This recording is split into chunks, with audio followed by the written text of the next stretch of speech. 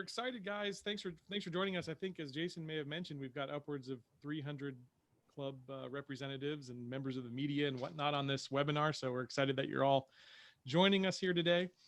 I'm going to quickly go over today's objectives with you. First off, we're going to learn about the dynamics of two pathways that consumers take when searching for their ideal club community. So basically, we're gonna focus on both resident memberships and non-resident memberships. We're going to take a look at the financial dynamics that impact the consumer decision for club officials. We're going to hear from a consumer's point of view. We've got a gentleman named Dave Willinga and his wife who recently purchased a home, and we will learn from them kind of what went into their decision-making process, which should be pretty exciting. We're going to investigate the recent consumer buying trends amidst COVID-19. I think that's the elephant in the room for a lot of us, and how that's affected real estate agents and clubs alike. And we're going to discover how club amenities and the values directly affect the market value of real estate within the gates of the community. We've got the slide up there about our few housekeeping items before we begin. We will be providing a recording of today's presentation, so don't worry if you need to leave early. The dog barks, the child cries. We've all been there and done that during this whole situation. So we will be providing a recording for anyone who registered. You can use the question and answer box to get a hold of me and ask me any questions you like. If the questions are relevant to the speaker who's speaking at that time, we'll get them right away. Otherwise, we will feed that into the end of the presentation, where we'll have about a half an hour set aside for Q&A. So you can feed those questions in as you wish and when you like.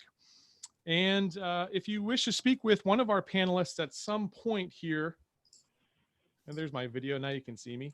If you wish to speak with one of our panelists here today, we will be giving you all of their contact information at the end of the presentation as well.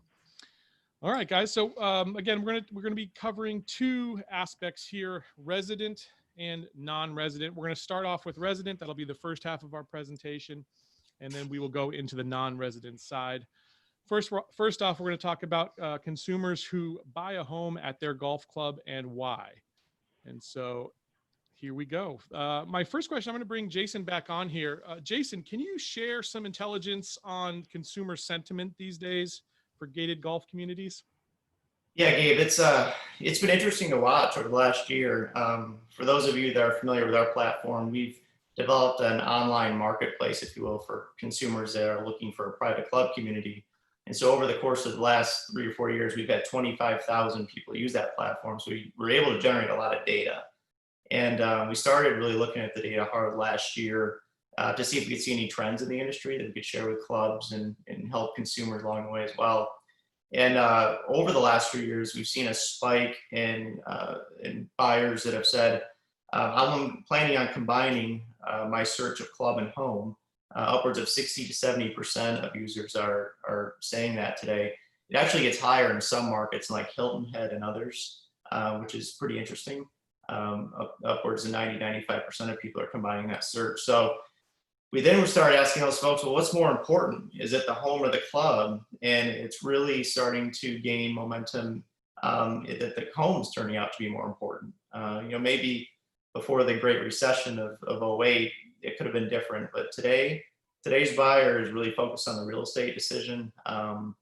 If the male of the household is playing golf and the female is not, there oftentimes has to be a common ground there. And so if she's looking for the perfect home and amenities, it's oftentimes a 50-50 split on what is more important. So we try to take that into consideration with all the data that we're sharing with the clubs today, because it's so important that the clubs have an understanding that in the back of the mind of that prospect when they're on property, the real estate decision is weighing heavily on whether they decide to join that club or not. Female involvement in the decision process is key, largely dependent on the club's amenities. We can't stress that enough. The yoga, Pilates, group fitness, healthy living, et cetera, is so important for the female side of the spectrum. From what we're hearing from consumers. Last year, I really started speaking a lot about people are saying that they want to live outside the gates. And for the clubs that are listening out there, this is a key trend that I want you to watch very closely going forward, because capture rate is everything. We want full golf members inside the gates of the club. So the fact that 48% of consumers looking in the marketplace are considering living outside the gates is a little concerning. So I will say that in recent studies and surveys in 2020, that number has decreased to 40%.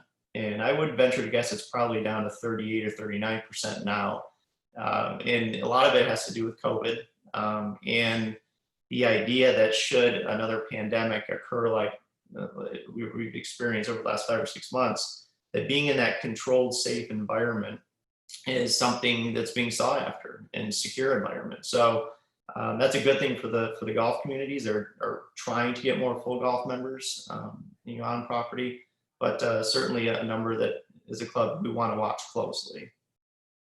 I think there's two major points that we really try to study as well, and that's motivation. You have your external motivators of why you buy anything that you buy or go anywhere or do what you do, and your internal motivation. So we try to get from consumers what's motivating them to try to find the perfect ideal golf community. And some interesting things here. So in terms of the top three, the number one external motivator for folks looking in golf communities is the friendly culture of the club. Number two is for the beauty of landscaping. And number three is the golf amenities. It's very, very interesting. If I'm a marketing director listening today and watching this, these are the things that I'm really paying attention to. These are what's motivating someone to find that perfect club and home. So the more you can talk about these things, market them, broadcast them on your social media, which Gabe, I know you're going to chat about a little bit later. It's key. You're hitting on very important things to the golfer. It's not necessarily about the signature hole anymore. In terms of internal motivators,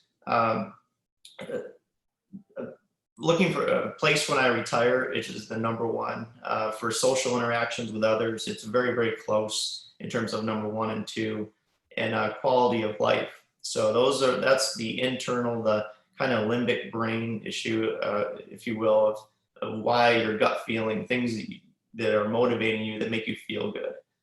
So again, this is what's the consumer is saying is important to them, and something that as an industry, both from the club side and the real estate side, we really want to promote and have a good understanding about as we talk and work with consumers going forward. I love it. I have a friend, his name's Gary. He's a Texas guy, big guy, and he always says, if mama ain't happy, ain't no one happy. So I loved it. I loved it when he talked about that female buying decision. That's so true and so important. Jason, what are a few hot trends that you see and items in the industry that consumers should be taking note of right now? Yeah, a lot of interesting trends. We just chatted about the one there about the motivation for golf enthusiasts. The fact that golf amenities is ranked number 3 in motivation for golf enthusiasts that are using our platform is quite eye-opening. And so as much as we think that the golf course is going to be the primary reason why they're buying it, it's not. It's about lifestyle. Our market in Southwest Florida is a great example. There's 154 clubs between Lee and Collier County, and every one of them are different, from price points to amenities to overall lifestyle. So for that consumer to be able to navigate through that and filter that and find that perfect lifestyle is going to be key. So the more information, this especially for the real estate community listening, the more you know about that club and that club's lifestyle, the better you can offer advisement to the consumer when you're working with them. Consumers are viewing this as an investment, and they should, right? It's probably the biggest buying decision that they'll ever make in their lifetimes. And so coming into it and buying a property or at a golf course because you want to get it done is not the best plan of action to take. You want to make sure that it is an investment in how that club is doing in terms of average square footage of homes over the last 3 or 4 years versus the capital improvements that might have gone into the club. And those are all key. Family friendly kid environments. I don't know of any clubs that don't have this on their docket in the boardroom. I mean, this is a key element to anybody coming to the marketplace and wants to live in the gated golf communities. The casual dining, clubhouse pool with F&B service, et cetera, are all key points that consumers are telling us that they're yearning for. And they're curious, what clubs are investing into their amenities. And Mike's going to talk about this in a little while, but that's a big deal. If I'm buying a membership at a club and my family, I'm going to live in that gated community, is the club taking care of the amenities and their infrastructure and investing into those amenities? Because that's going to directly correlate to the market value of my home. Location of resources is key. Airport is a big one these days for the consumer that's 58 years old and still traveling back and forth. Medical has been an important one with COVID this year. People want to be closer to medical facilities. Shopping, dining, beach, etc. Clubs will need to market the club lifestyle and the real estate options, obviously, to satisfy all of the needs. But the real estate is something that I really have been harping on for the clubs to get a good feel of that, because if they don't know the real estate market with inside the gates and what's occurring and what those market values are, it's going to be very difficult to talk intelligently about that with consumers.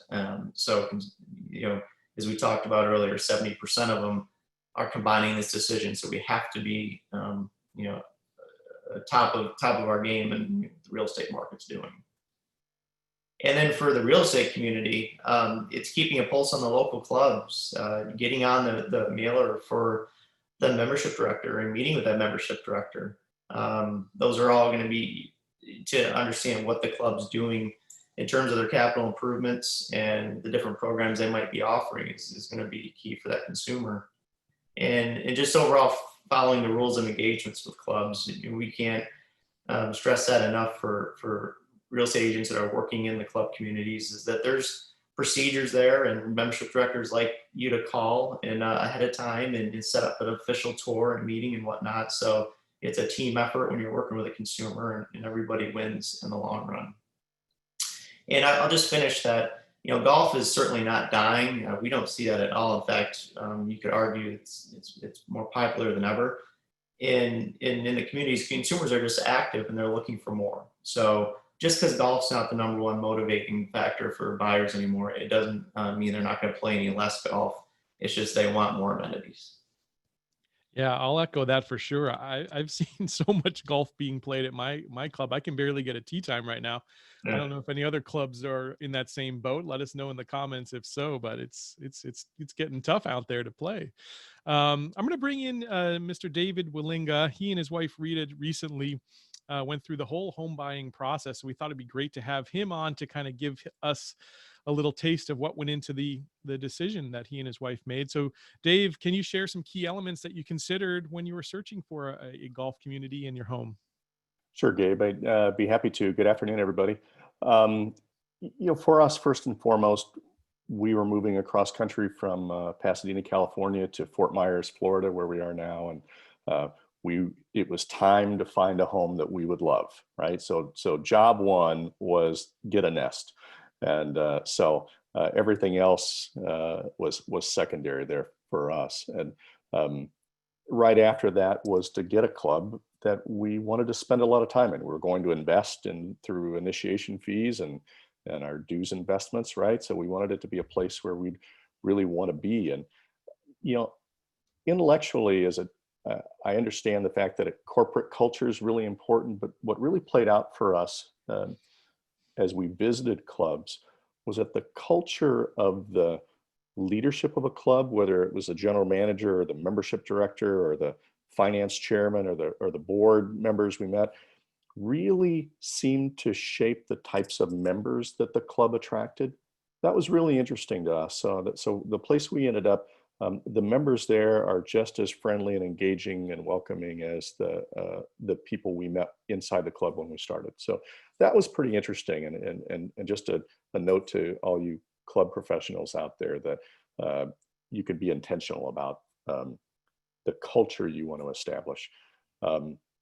other factors in our search, the slide says that we wanted to be close to family. We had family here. That was one of the reasons we came to the Fort Myers area. So to come here and then be 75 miles from the folks we love didn't make sense to us. We were also interested in just the amenities within the club, return on investment of our home. Should we decide that we had made a grave mistake by coming to Florida and we wanted to get out, I wanted to be able to make sure that we had a home that would prove to be a good investment for us. And I think we were able to do that. The area around the club, those are important for us. Age of residents and neighbors and fellow club members was a factor for us. We knew coming to Florida that we'd probably, and at 58 years old, it would be on the younger end of some clubs. But we were looking for diversity and looking for a range. It's for us still seeing kids ride their bike in the neighborhood is something that we desired. So we ultimately, you talk about the partnership between husband and wife, in our case, or partners, is that job one was the nest in the club. Definitely for my wife, golf was a nice to have for her, must have for me. We ended up unbundling our decision of club and home and neighborhood to get what we thought was the best of both. And that was something that I didn't anticipate as we entered the search, but Gabe, that's where we ended up in terms of where we thought we got the best, where we checked the most boxes of all the things that were important to us. So, and we really had a terrific realtor who helped us through that process. And we collected so much information in the process, both before, my gosh, on Trulia, you can find every home available in the world, right? And then to get smart before we came down, but then to really learn about the market and what our options were, and both from a real estate, from a neighborhood community standpoint, and from a golf community standpoint. A realtor helped us kind of navigate that path to make the best choice. Yeah, it's so important there in the beginning to have that relationship with your realtor so they can really truly understand what you want. I've gone through that process plenty of times, and if they don't quite get what you want, then they end up throwing you a bunch of stuff that doesn't necessarily interest you. It gets to be a much longer, drawn out process. So I'm so glad you found where you love, David. That's Thank fantastic. you. Yeah. We're going to come back to David here in a little while, but I'm going to throw it over to Mr. Mike Timmerman over at Club Benchmarking. Mike, can you share some examples of how amenities will impact a consumer's lifestyle and their overall happiness level? Sure. Good afternoon, everyone.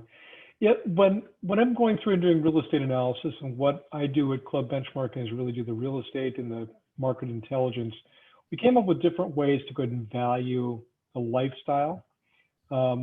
So obviously, when you join a community, the lifestyle is the most important thing, as David just said. It's important to know what's there and how do we go through and determine that lifestyle. And the important thing from a value standpoint is the lifestyle value is important to you personally. So the club's engagement, your home, the social interactions, it's really the emotional value that ties you to the club and ties you to the home and the neighborhood there. And it's based upon your own personal value. The other part, the next part of that is the financial or the market value. You know what your house is worth because it's emotional and it's got value to you personally. But when you're looking at financial value or market value, it's really the collective view of how others perceive the value of that good and service. So in the future, and as we move forward, the market will go through and look at the club and look at the amenities and look at the homes based upon how they would interpret those particular attributes to their personal lifestyle in the future. So that's how there's the difference between how you personally look at the lifestyle for yourself and then how others are going to look at how that lifestyle, the club, and that house is going to fit into their personal life. The other thing that's important is the community amenities. And here in Southwest Florida and a lot of places around the country, over the last 10 years, basically from the time of the Great Recession moving forward, clubs have made significant investments in their amenities. And the reason they've made significant investments in amenities is, number one, there aren't that many other golf courses that are being developed. New golf courses are not being developed in most of the markets. And the reason for that is twofold. Number one, you can't find large tracts of land to build large golf course communities, and they tend to be on the growing edges of markets. So the cost to build that infrastructure and the cost of building that community is more difficult. And in many cases, we built a lot of different clubs. We built a tremendous amount of clubs before 2000. So in some markets around the country, there are a lot more golf clubs than there are demand, but the community amenities are really what drive you to those particular clubs. So it's extremely important. So I wanted to provide some examples of a couple different clubs, and the way we look at this, and the way I want to kind of categorize these things. The blue line, dotted line, is the net worth of the club, and the growth in net worth of the club is net available capital and the age of the improvements and the age of the investments and the amenities. And Jim will talk a little bit more about net worth of the club, but if you go to a club and they've been making investments over the last couple of years, that's one of the first things you want to go through and look at. The dark blue line kind of shows the median home price within the community. And this is a club, this particular club is in Florida. Now, don't be alarmed when you see that round dip of the line in pricing. These numbers have been normalized to 100 so we could show that comparison. But this particular club made a significant investments in 2016, 17 to their amenity. And you could see, and I will tell you that between 2010 and 2012, the market was very unstable. And we did have some areas where the values fell a little bit.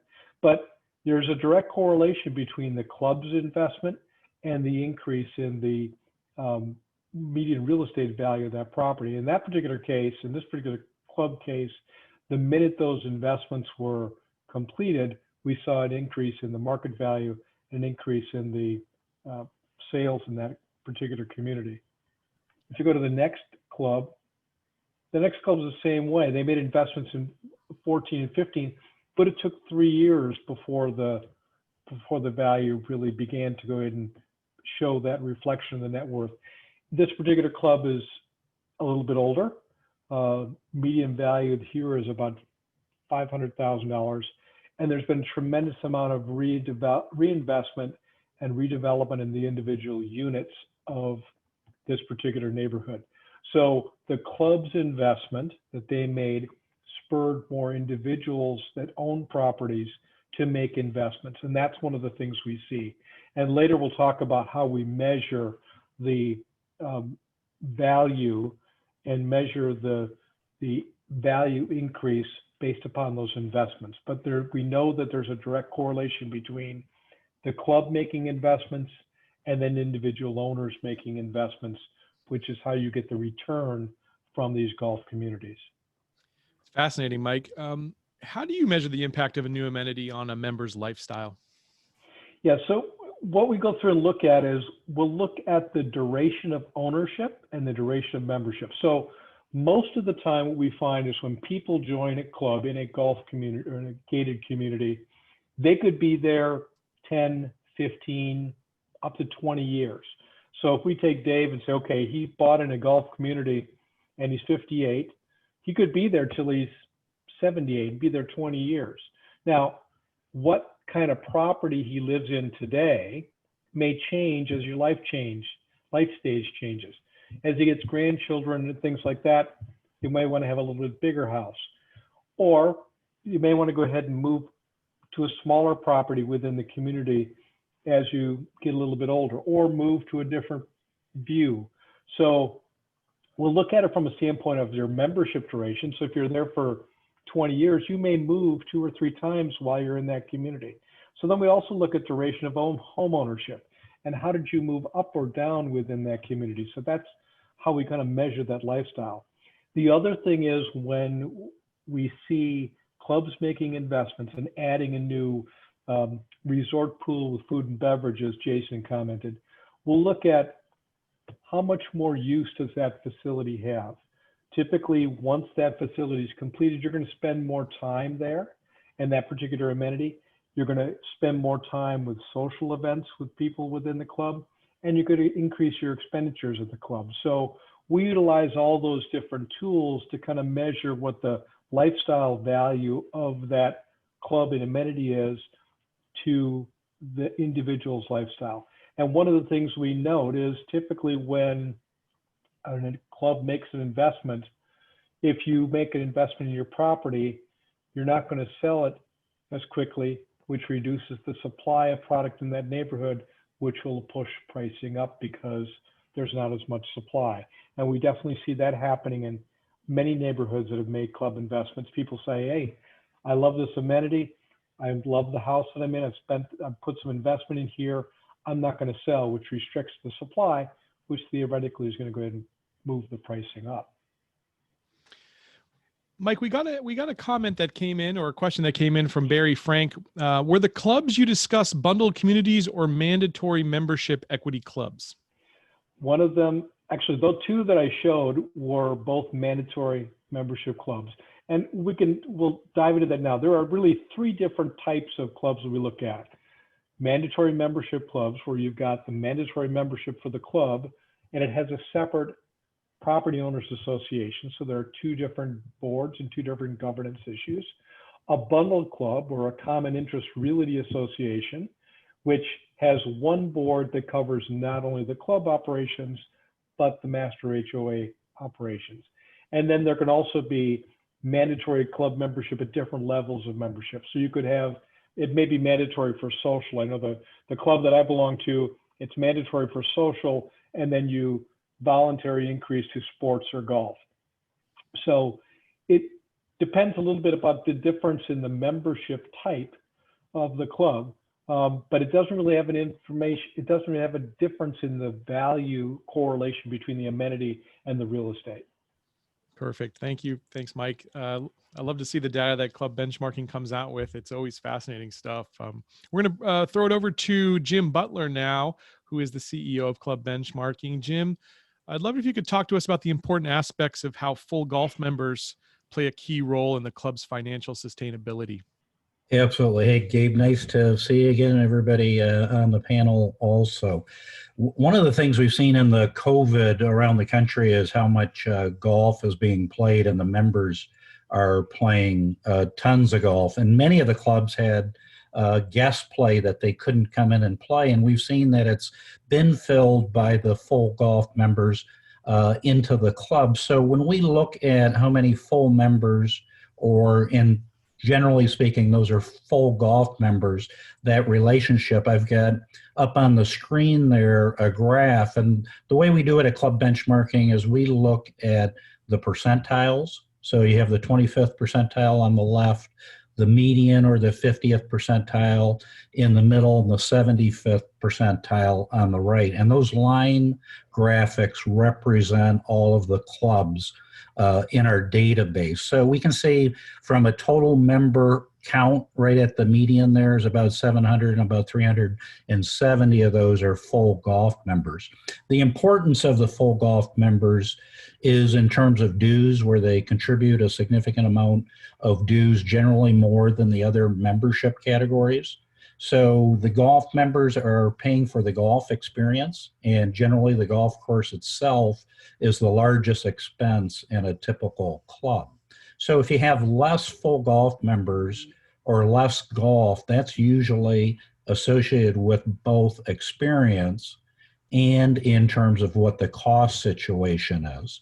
And it's funny, Gabe, how that's changed over time, especially in the South, where people, the retirees, would come down and play 5, 6, 7 times a week, you know, when they moved into the area. So that full golf member count, especially per 18 holes, is really important in terms of both cost, because the less full golf members you have, generally speaking, and the more expensive it's going to be.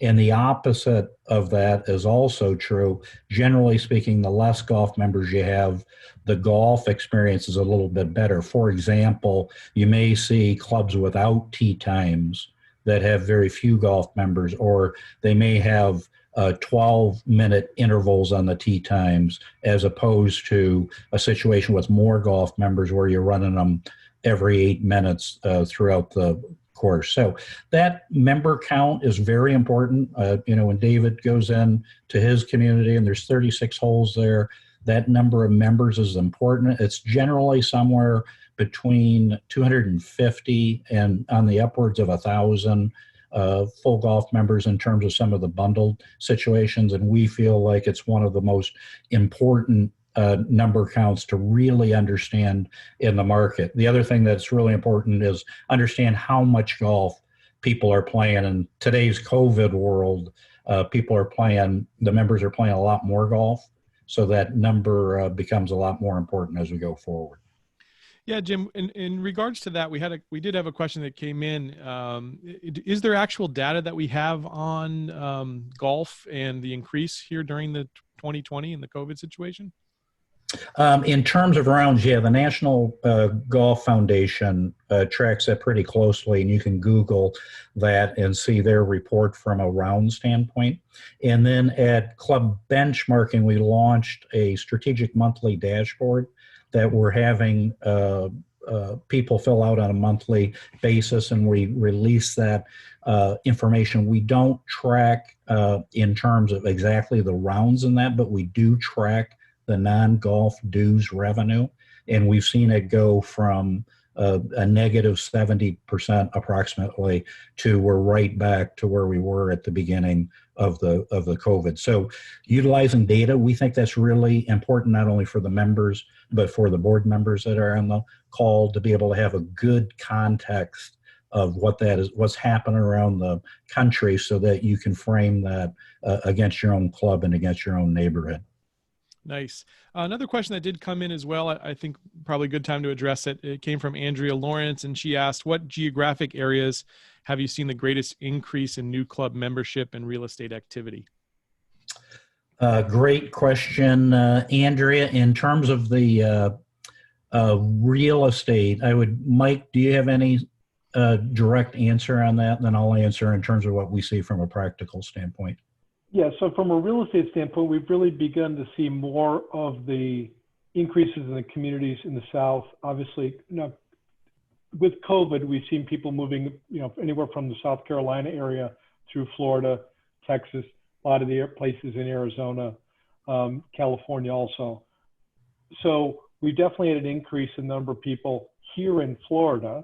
We've had a tremendous amount of people are buying something from the large urban areas up in the Northeast or the Midwest.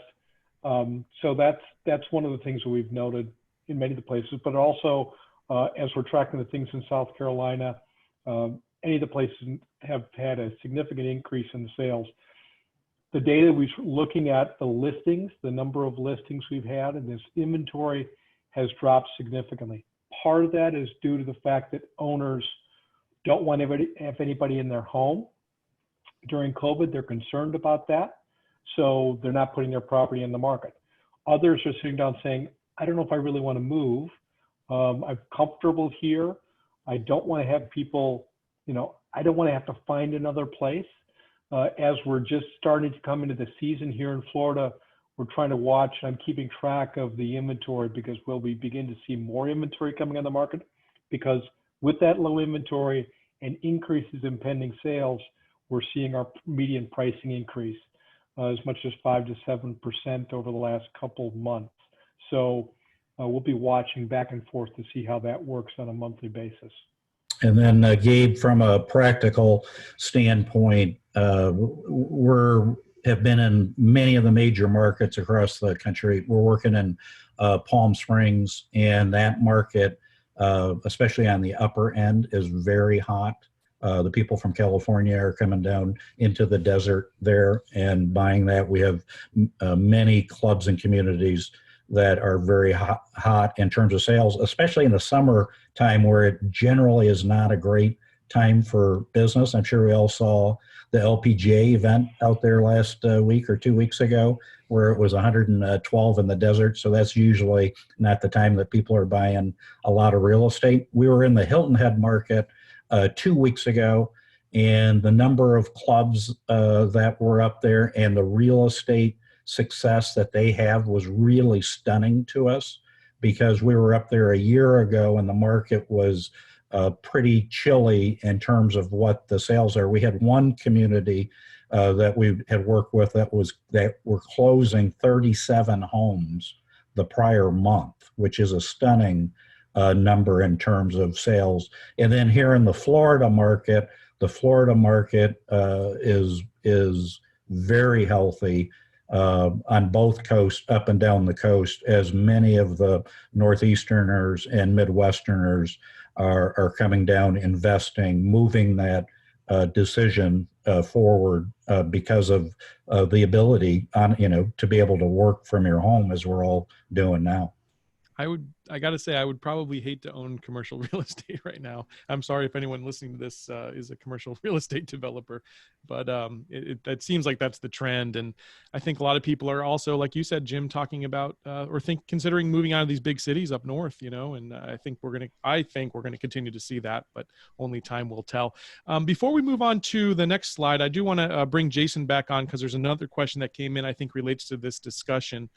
And that is, the Bud asked, he was surprised that only 48% want to live inside their golf community. What are you seeing as the reason for that, Jason?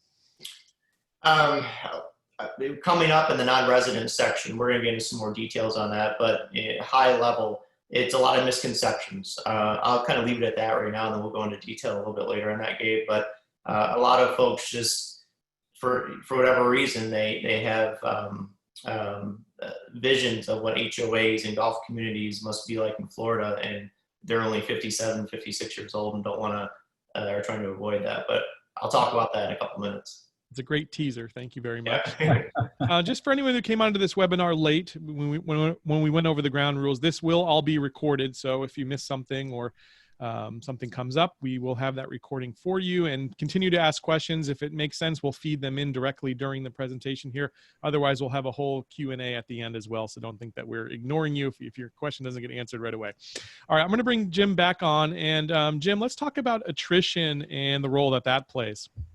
Yeah, great. Up on the screen, I have two charts, and that's the full member turnover percentage, which is the attrition in a club on the left. And then we have the dues ratio as a percentage of the total operating revenue of a club. So it was interesting to me that Mike in the previous was using Dave as the example and saying that he was going to stay in the community for 20 years.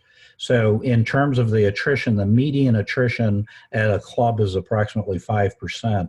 As you can see there, and that implies that a person would stay about 20 years in the community. And the club business is different than the hotel business in that our customers are going to be with us for a long time. So the decisions that we make, the experiences that we make from that 50-year-old that's joining the club or moving into the community until the time that they're 80 or over 80, it becomes really important that we deliver those services and amenities that people want. As we can see on the chart, when you get up to the 75th percentile, you can see that borders on double figures, and you move that up to about the 80th percentile, and it gets over that 10% attrition rate. And then it really spikes up, and then it can be as high as 20% attrition rate when we go in there, which would again imply that people are staying less than 5 years. We see that as being tied to a couple things. One is the initiation fee. So we know that attrition decreases the higher the initiation fee is in a club. And the opposite of that is true, is that if you have a higher attrition rate, then you're going to have a lower initiation fee. And the reason for that, it's easier for people just to leave the club when the dollars to enter it are smaller. The other important thing in attrition is it can be an indicator that you have some either service problems. If it's a high attrition rate, in terms of that, maybe that's a leading indicator that you're not delivering the goods and the services that the members want as that goes in. A new community generally has a higher attrition rate than a more mature community. And the more mature communities are down in that 25th percentile, as we can see on that chart. I wanted to spend just a minute on that dues ratio, because that dues ratio, we all hear that we're in the membership business. Gabe, your company, you have a company that you're trying to help people recruit members, and the reason you recruit them is that, they're in the dues business. We don't like to say that. We like to use data at Club Benchmarking, and we say at the median, it's 48% of all the revenue that comes into the club is from the dues.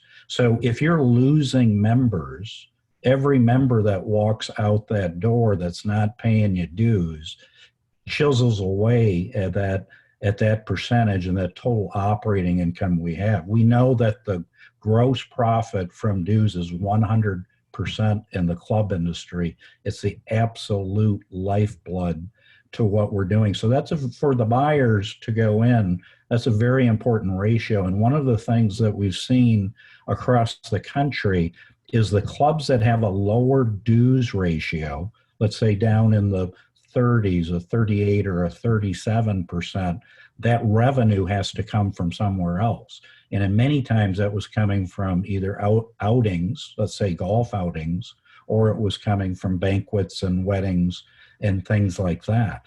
So if you're a club that has a lower dues ratio and you're more dependent on that outside revenue to support the club, you can imagine what has happened here in the COVID world. We've had clubs with 7-figure revenue losses in terms of that, and then it becomes a shock to the members that they're going to have to make that up in terms of that lost revenue. So attrition is something that everybody ought to be looking at. Attrition is something, certainly as a buyer, that when I come into a club, I will want to know what that is.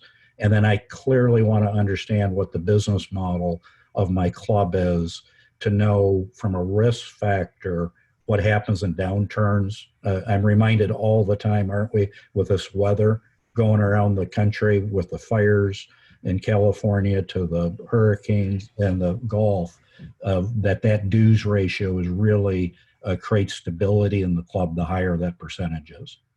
Yeah, absolutely. One quick question that came in there. As a prospective buyer, are clubs willing to share their respective attrition rates? Jim, do you normally see that clubs do that?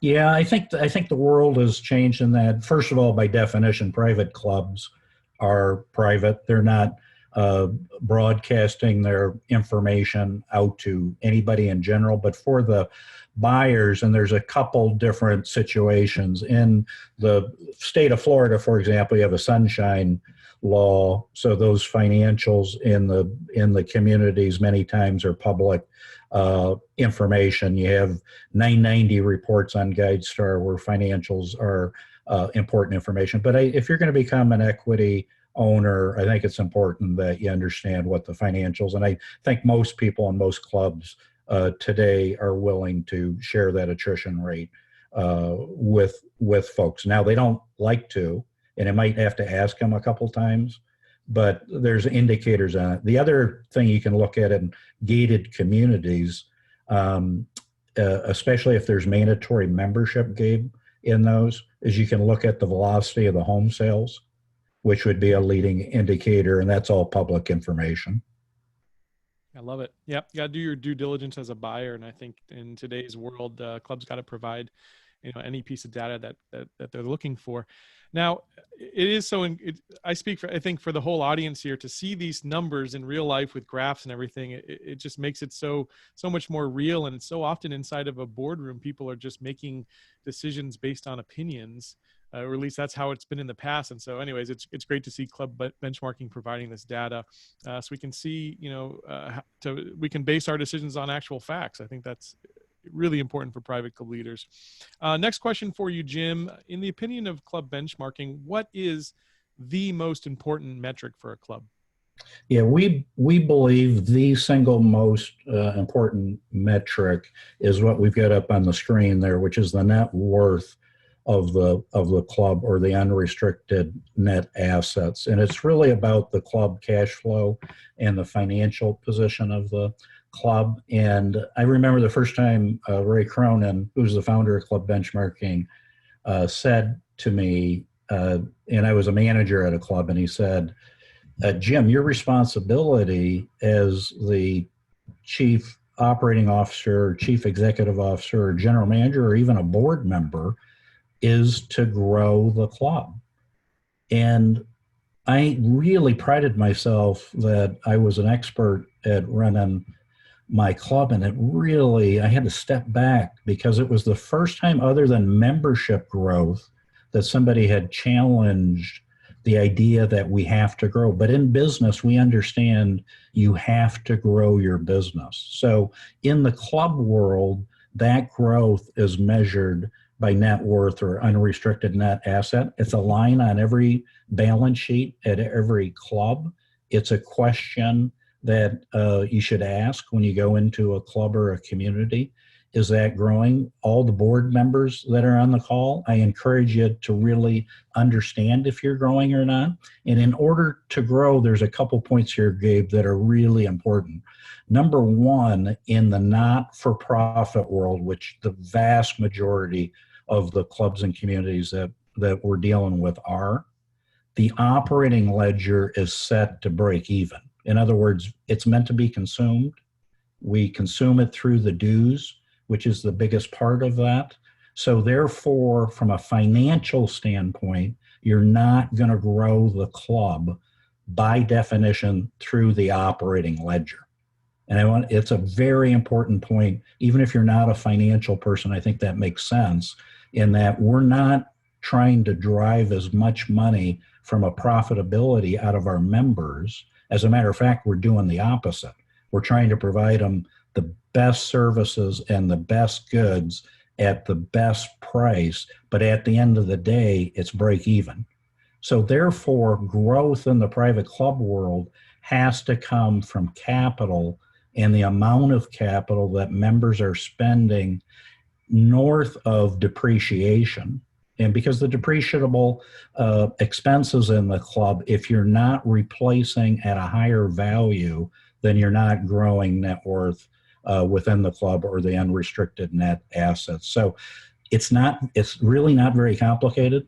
Are we replacing these assets? Are we taking care of them? Are the members putting the capital in that we need to? And are we keeping this at a rate that's higher than what we're consuming as a member? So we feel like that's the most important metric within the club to really look at the financial health of the club, and one that the buyers, the real estate agents, the board members, and the management should really be focused on. Excellent. Thanks so much for that, Jim. Hey, we had another question come in from a gentleman named Kenneth Hart. He asked, are equity clubs gaining more interest than non-equity clubs? Or are new members basing their choice on value? Yeah, that's a great question. Let me take a crack at it. And then if anybody wants to join in on that, ask them to please do that.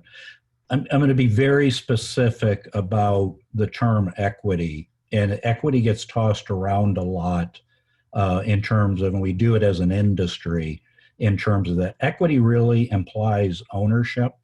So the vast majority of the clubs that we're dealing with, and let's use the example just so we can talk about it, as a member club, is a member equity club, is owned by the members. They have equity. That's not to be confused with refundability. So refundability means the percent of that membership initiation fee that you may or may not get back when you leave the club.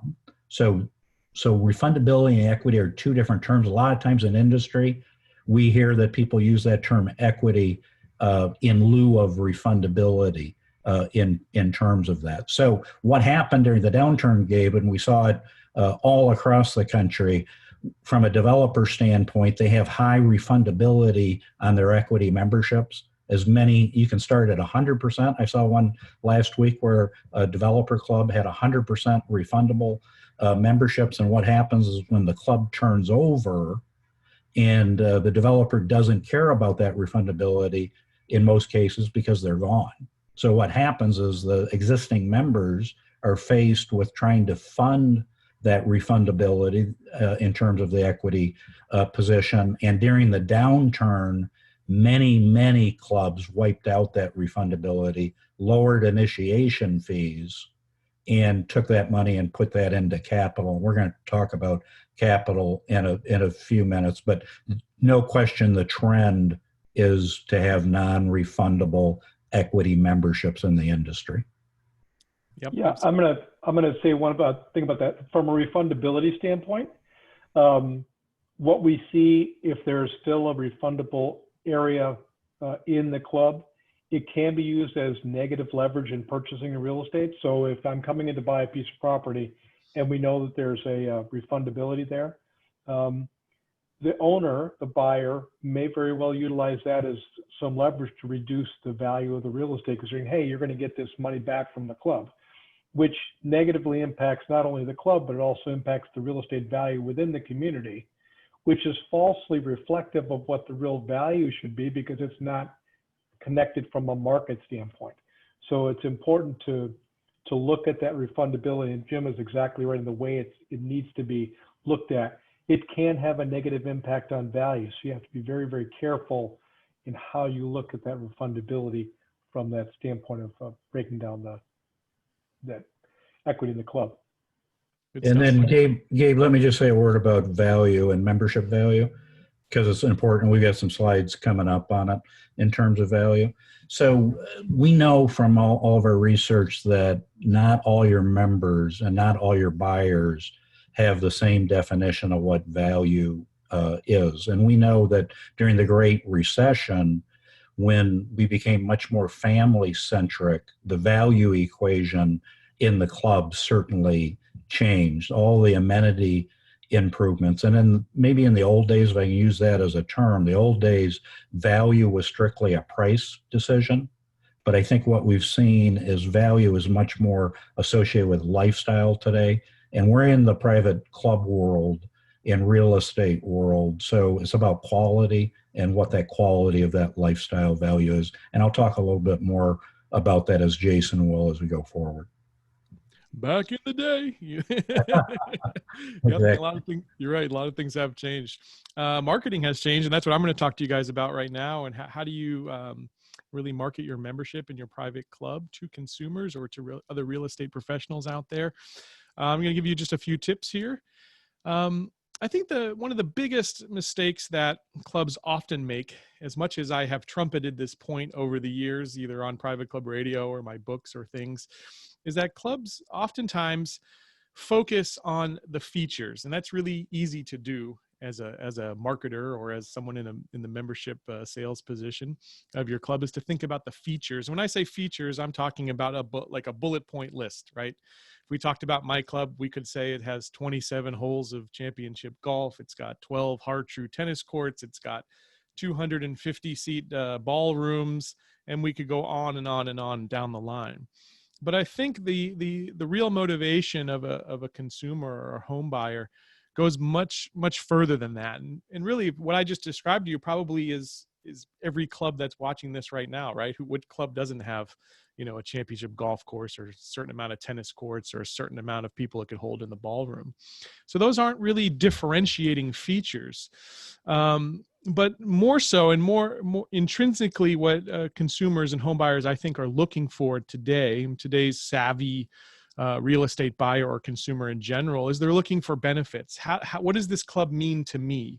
What can I get out of this? And we can start to think about, is it a family-friendly club, right? Is it a place that I can raise my children? Is it a place where I can do more networking? Is it a place where there's other retirees like me who are relaxing and like to have fun? And does the vibe match my lifestyle?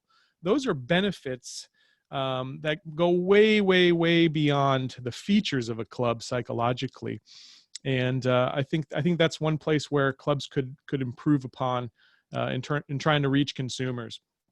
And some of the ways you do that is really by, instead of, again, focusing on those bullet points, instead of doing that, focus on telling a impactful or powerful story. When we work with clubs, we're always talking about, we're not marketing membership. We are storytelling. I think it's so important to approach your communications and your marketing as basically being a storyteller of your club. So hopefully that makes sense. We also see that, as Jason alluded to earlier in the presentation, home buyers are looking at more than just golf these days. And I think we've seen that trend for the last decade or so, that club people who are considering membership at a club are looking at things like the gym facilities, the health and wellness that a club can provide, the different activities and events that the club holds, and the different, again, cultural fit that a club might have for that individual. And some of that's going heavily into the decision making. So again, clubs that are just talking about, hey, this is our Arthur Miller designed golf course, or this was our Pete Dye Championship course. I think we got to go much deeper these days if we're going to catch people's attention.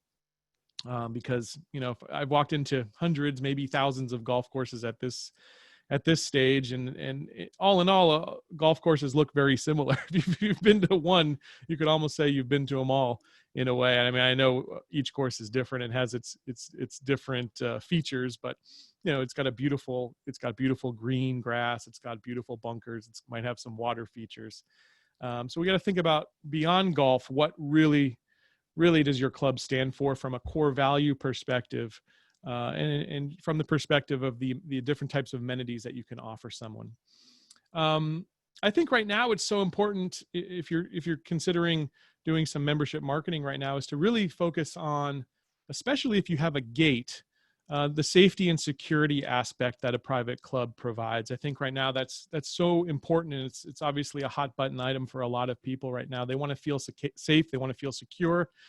Going beyond the gate, that might in today's world be how you protect members, how you clean the club, how you provide a certain level of sanitation at the club. I think telling those stories right now is really important, and it's something that consumers are looking at very closely. And the other thing is, it's one thing for me as a club to say, hey, we do this, or we do that, or we stand for this, but it's so much more powerful if there's some social proof behind that. And the clubs that I see that really successfully market their membership these days are really relying heavily on having that story be told by the members. And what do I mean by that? By simply a testimonial from a member about what they love about the club. And we like to feed our, if let's say we're doing a video production for one of our clients, we might feed them some talking points like, hey, tell us about how safe and secure you feel here at the club, or tell us about the friendships and the lifelong connections you've made, or the memories you've made at this club. So when you're thinking about marketing your membership, don't just think about, again, that bullet point list of ways that or features of your club, but really think about ways you can tell a story and tell that story through other individuals. And lastly, before we move on from this section, I just want to talk about video and the opportunity that does exist there right now. We are seeing that the biggest opportunities right now in terms of marketing are found on a lot of video heavy platforms. Okay, so it used to be you could just get away with a nice picture and some words, but today people really want to feel a part of that experience.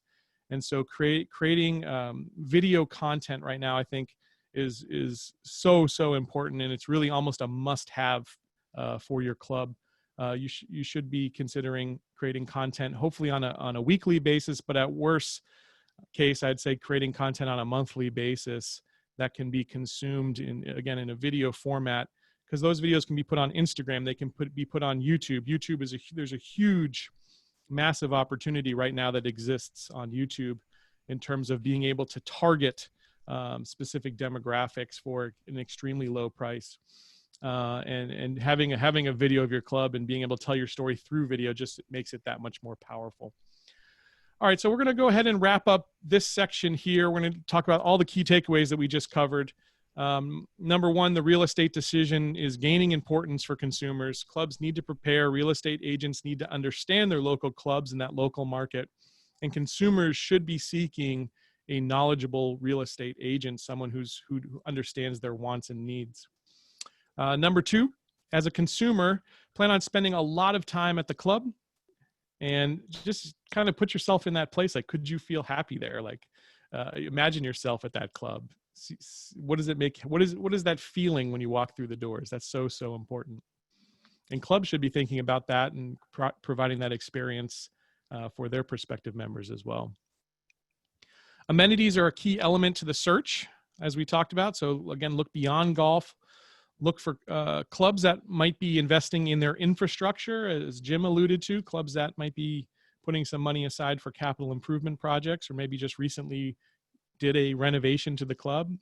That's so important right now. And again, from a membership marketing perspective, when you're going through the renovation process, it's such a great time to tell the club story about where you are and where you're going to, and gives people something to live into. That's so important. Number 4, have a good understanding of how the club operates financially before investing. Now, again, that was a great question that came in. Should you ask about the attrition rates? And yes, that answer from Jim was yes. But ask those questions and know your position as a member. And number 5, marketing for real estate buyers should be a priority number 1 for clubs. And highlight the clubs within the clubs. I missed that on the last slide, but to talk about, hey, you have a really active wine club, or you've got a club that there's a lot of people who are into ham radio or cooking or music or swimming. That's so important nowadays, because again, people want to be part of a community. We live in this really impersonal world, and it's gotten how much more impersonal now that we have to wear masks. We have to stand 6 feet apart. So people are craving that more than ever, to feel that community, to feel that bond with another individual. And so putting that front and center in your club's marketing is so important right there. All right, well, we are going to move on to part 2 here. We talked about resident members. Now we're going to talk about non-resident members, and why do consumers choose to live outside of those gates. I'm going to throw it back over to Jason here at Golf Life Navigators. Jason, why are consumers looking outside the gates at their future club right now? Yeah, it's as Bud had asked earlier, that question is a big one. Why is 48% of buyers looking outside of the gates? And I look back at that first track that we just went down on gated communities, and everyone that 52% that plan on living in a gated community, and that information you just learned about the club is just so key. Now it's even more important if you're going to be a non-resident member. It's really important to understand that the club's financial dynamic. So I'm glad that Jim and Mike were able to dive into that. The biggest thing that we see is just misconception, quite frankly, from folks that don't want to live in the gates. Our average consumer that uses our platform is 58, and they've got an understanding that the average resident in these communities is 70 plus, and they're just not ready for that. And that could be the case in a lot of communities. However, what we tell consumers is that every club has a cohort of people that come in, new members, and there's probably going to be 20 or 30 new members this year that are all your age and maybe a few years older. And so those are the folks you're going to be hanging out with. Those are the folks you're going to be playing golf with and eating dinner with. So don't necessarily discount and that fact that you're moving into a community that's quite older than you. They don't wish to pay higher HOA fees, and that certainly could be true living in communities.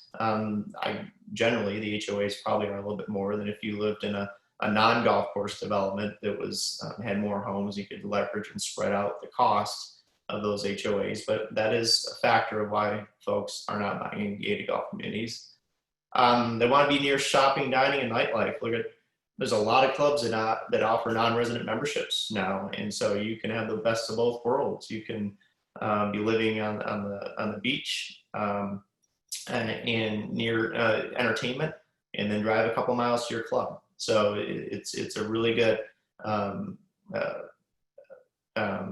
opportunity too, especially if your spouse doesn't want to live in that community, to have the best of both worlds. And then there's a fear that the golf course will suffer financially, and certainly there's been a lot of media coverage on that over the years, that golf courses failing and bringing down market values. But I will say that in the Sun Belt, I don't see that happening. I don't hear of it happening. There's such a big feeder market of consumers coming in from around the world to these golf saturated markets that the clubs and the communities are financially healthy, for that matter. And then concerns of consumers who do plan to live outside the gates. So we asked them, where's your anxiety level at? And the biggest ones that we hear are, will I be accepted? You know, if I don't live in the community of the residents and I'm coming in to play in the men's leagues or the ladies leagues, will they accept me? And maybe not 25 years ago, it might have been a little harder when there wasn't as many non-resident members, but anymore, I think that they're going to, the fact that you join their club and are utilizing the property and basically investing in it, spending your hard-earned dollars, that's a big deal. I mean, I know that there's clubs in Naples that upwards of 50 to 60% of their members are non-resident, which is really hard to believe, but it's a growing trend. So all key points there. Another concern that that clubs or consumers have is, do clubs even offer these non-membership programs? And the answer is yes. There are clubs that probably don't, but for the most part, from what we hear in our marketplace anyway, there are non-resident membership programs. So I implore you to talk to the membership director about that at the club, and or your real estate agent if real estate's more important to you. They should know in terms of the clubs that you're looking at if they have that non-resident membership option. And then I just want to add a few things for the consumers that are listening. Each, the clubs, agents, and consumers. For the clubs, you know, if 40% of the folks are planning on living outside the gates, how's that going to impact your capture rate? And that funnels all the way back to what Jim was saying earlier in his slides. You know, what does that look like if your full golf members are coming from outside of the gates and not necessarily there on property spending the dollars that you would want? From the real estate side, I really implore you to do your due diligence with the clubs in the area that you're working to find out if they have non-resident memberships, because it is a big question and need / desire for consumers coming to the marketplace. And for the consumers, don't be fearful of Sunbelt clubs closing. We just don't see that, and we're not hearing of it. And I don't think that should be an anxiety for you at this point.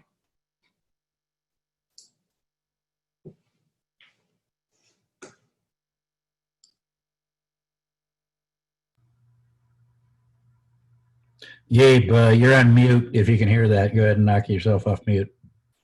Thank you for that. Sorry about that, guys. 100% Jason, totally agree with that. I'm going to bring Dave Wallinga. Dave and his wife Rita, again, recently purchased a home, went through the whole process. So Dave, what went into the home buying decision, and you ended up deciding to go outside the gates? What happened there? You know, we did, Gabe, we love the idea of a gated community, and in fact moved into a gated community, but it's separate from our golf club. And that's, our location preferences drove the other decisions, right? It's always a trade-off.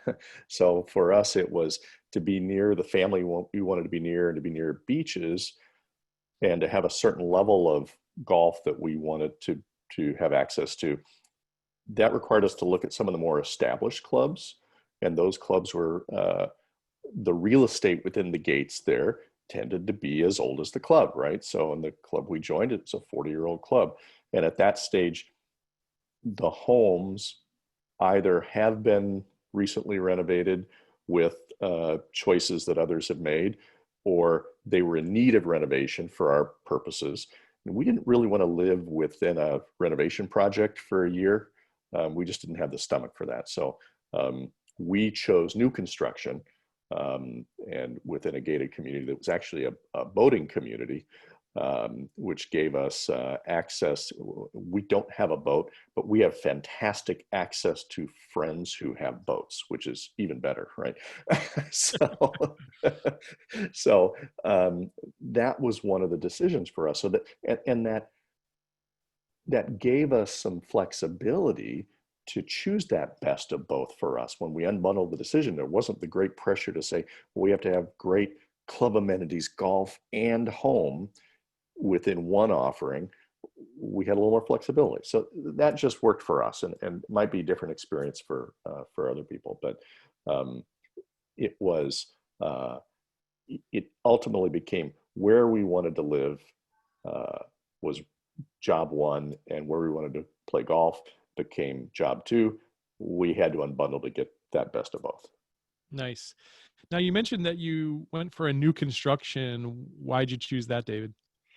Boy, there was an ease there for us, and again, it was new construction within a gated community and within a boating community, and so it had some appeal, and we just lucked into, I think, and I say luck. Our realtor probably would say hard work, Sure.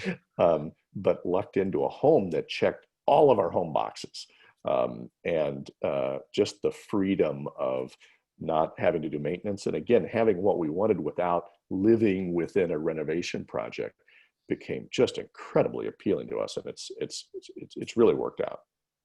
I know what you mean, man. I'm going through one right now. I have my bathroom under renovation. It's like the 5th room we've renovated. At this point, I could have bought a new construction. I probably would be a lot better off. I feel for you. So anyways, congratulations, Dave, on that. That's fantastic.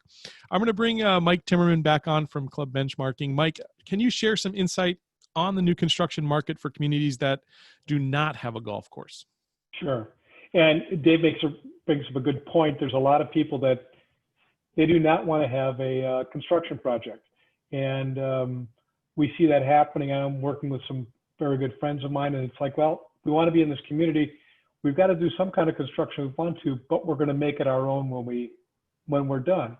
So most of the new communities, and I've kind of looked at those that are 55 plus as far as what they're doing new. Obviously, they're new designs. You've got new amenities. Most of the new development tends to be on smaller lots, so you don't have as much land. The density is a lot higher, and they've got a variety of product types that fit different price ranges. So they may all be single-family lots with the largest lot 80 feet wide and the smallest lot 40 feet wide, or some multifamily product within that community. So having the diversity of product within a new community as well as an established community is extremely important. Most of the larger communities have got the same kind of resort amenities that are going to be in an established golf community, which is the reason why over the last 10 years we've seen so many established golf communities and older, better located or more located closer to community support facilities making these investments so that they can compete with the new developments. New developments are going to be further away from the beaches and further away from some of the support facilities. So you're taking a trade-off of location for new product. But they typically are going to have the same kind of amenities, but they're going to be limited service. So they may not have food and beverage. They're going to have a wellness facility, and they'll have a part-time fitness director. Some of the new communities do have an F&B or one F&B venue that's limited time, limited service, limited menu, kind of a convenience factor, but it's not really the entire club experience. So there's a little bit of a difference there. Developers, and I've spent most of my time in my career doing developer consulting, from doing the developer consulting on the projects we're now doing renovations of amenities for, as well as communities that don't have them. The developer's focus is really to go ahead and provide the amenities to the client and keep the annual cost of ownership down. And as Dave was saying, our cost of ownership is less expensive in this community that didn't have golf, but you also don't have the same level of amenities. You don't have the same types of social interactions. You don't have the same facilities as far as F&B. So when you're talking about annual cost of ownership, which is critically important, we'll talk about that a little bit later, you may spend more in your annual cost of ownership in a golf community versus a non-golf community, but you're also getting more services and more things with those dollars. So that's typically the difference. It's new construction, location may be a little bit further from support facilities unless you find a neighborhood that's kind of a pocket infill property in a better location. So it kind of covers both gamuts, and I can see why people would do that. If they want to live on the beach, there are very few golf course communities that have got high rises on the beach and golf that are there, and they are very, very, very demanded because there just aren't that many of them. and having a beach club. Just don't find places like that. So that's kind of the difference between that new construction and the existing construction's location. Excellent stuff right there, Mike. Jim, I want to bring you back on. Well, I want to talk about non-resident members and loyalty. Is there like loyalty and place attachment? Do clubs run the risk of increased attrition rate because of a growing list of non-resident members? Yes, generally speaking, when we look at the data, and you'd have to look at it individually for each club, but as an aggregate, the non-resident members have a higher attrition rate than the residential members. The reason for that, again, is the home. As David was mentioning, it's easier to change a club than it is to change a home or a home location, both in terms of practicality and in terms of dollar amount. It's the loyalty model, Gabe, and I know you're in your company's an expert at this also, but it's fascinating when you start looking at it. And as David was describing that in the community that he lives in, when that community was built, originally there it was originally designed as it had a non-resident component to that, and that's unusual. It's not always that way. A lot of the times there have been members on non-resident, especially golf membership sales, as a result of the second, the third, and the fourth buyer coming into a community that's less likely to join the club or even join the club as a full member as the first one. So I'll say it again, in a new development with a golf course where the golf's the centerpiece, the vast majority of people, join the club as a full golf member. When that community gets older, the second buyer, the third buyer, and the fourth buyer on an increasing basis are less likely to join the club as a full golf member. So what happens is many times the clubs make the decision to go ahead and sell non-residential memberships or outside residents as a result of that. And one of the factors in that is you have a higher attrition rate in terms of that. Now, the data is fascinating because one of the things that we also see is that the non-resident members in all of our surveying have a higher satisfaction result than actually the resident members have, and that's probably another discussion for another day. But the data doesn't lie on that. There's definitely the non-resident and the resident groups within a club. They have to be aware of that and knowledgeable on that in terms of how loyalty and satisfaction is going to equate to keeping a higher net promoter score, which is a loyalty score, and clubs being able to react to that. The non-resident members, generally speaking, do not support other improvements other than golf course improvements. So as you can imagine, if you live somewhere else and the club wants to spend $10 million on the clubhouse and you're only using the club for the golf course, as Mike says, maybe you live in a high rise that has a great fitness center, has a great restaurant. So clubs have to be very aware of that. We talked earlier about the culture of the club and really mixing that resident and non-resident and making sure that it doesn't become an us and an them situation within the community. That's something that you can measure that, and we can measure that through loyalty or attachment, satisfaction, value, or motivation. They all, generally speaking, are looking for different things. Yeah. Do you believe that non-resident members view the club differently than resident members in terms of capital improvement programs, for instance? Yeah, for instance, and it's not my opinion, it's what the data shows. So the non-resident members in terms of these capital improvement plans, when we go around and help clubs look at that, one of the metrics in our surveying that we're looking at very closely is how the resident members and the non-resident members feel in terms of those capital improvements. Many times clubs are faced with, hey, we want you to pull off the golf course because we know we can get a positive vote on the golf course in terms of the capital improvement plans versus the clubhouse. And that's something in these programs that you have to be aware of when you go to voting and understanding the feeling. The other thing that I think is very apparent is, and David is a resident member customer of ours, isn't it fascinating when we engage that, what we learn in terms of these focus groups? This is kind of like a mini focus group with David, and I think it was brilliant that Jason asked him on the panel, and it's just fascinating to hear that. And that his perspective, I promise you, is different than somebody that bought into the community. And it's really important that the clubs understand those two, and that we do a lot of listening to what our customers are telling us. Yep, very good points right there. Well, let me kind of tie a ribbon around this in terms of, marketing to non-resident buyers and ways that you should go about that. I always think that the first thing is really to analyze your current membership. I think it's so important to really understand who is a member of your club right now.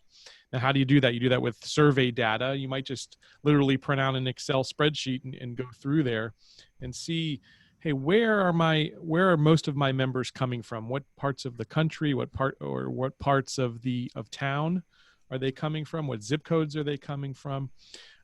Take a look at what interests are driving them, what motivations, what amenities are they most interested in.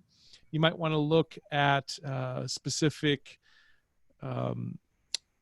gender, of course, age, of course, but beyond that, maybe what jobs they have, what profession they're in, what career they're in.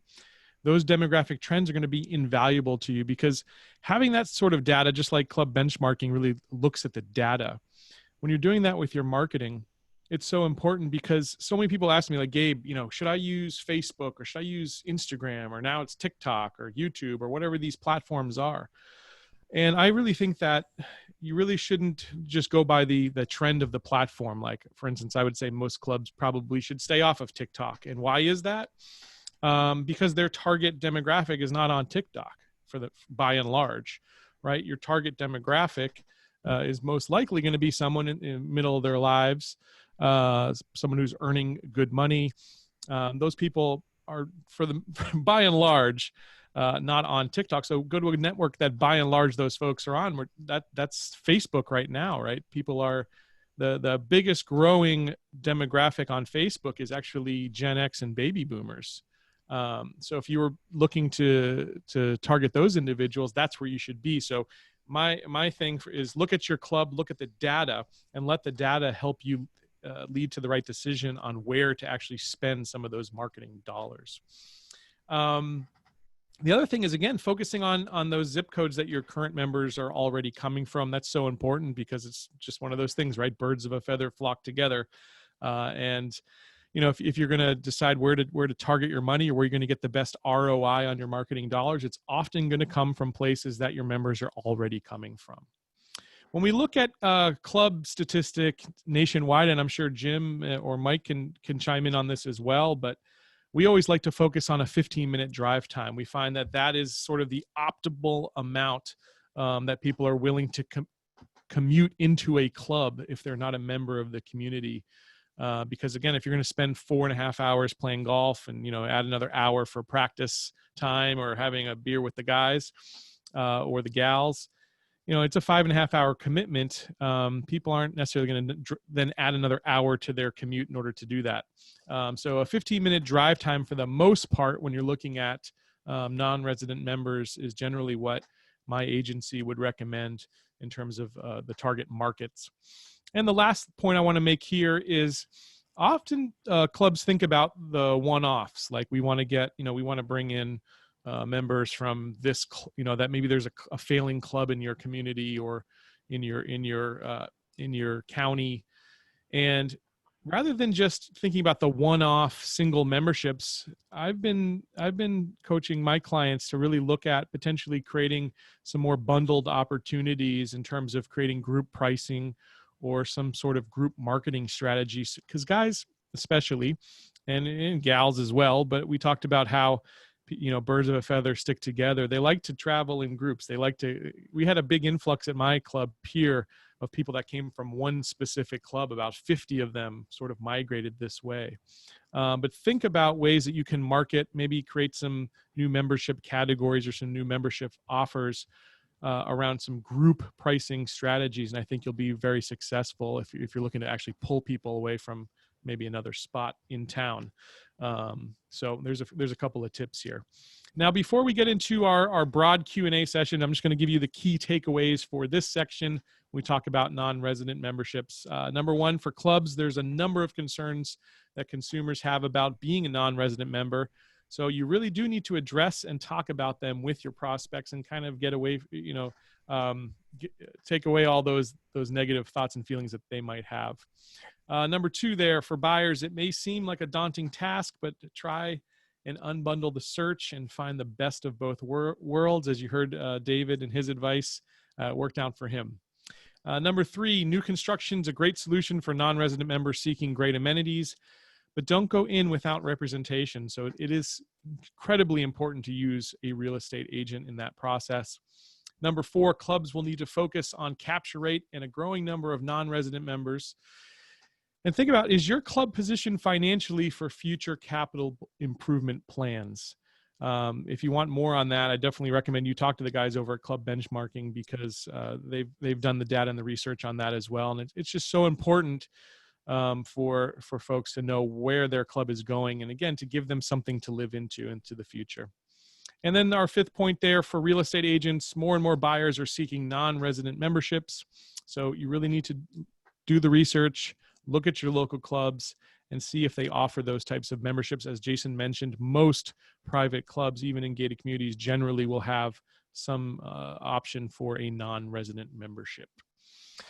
All right, guys. Well, that covers both our categories there, resident and non-resident. We covered a lot of ground, and we're right on time. It's amazing. I think we said in the beginning of this it was going to take about 90 minutes to go through that, and we are at minute number 89. So what a great group of panelists. They were all on time. That's really cool, guys. All right, we're going to talk about COVID here, because that is basically the giant elephant in the room. Jason, I'd love to bring you back on here, and if you could provide some intelligence on consumer sentiment toward COVID and 2020 in general, we'd love to hear it, man.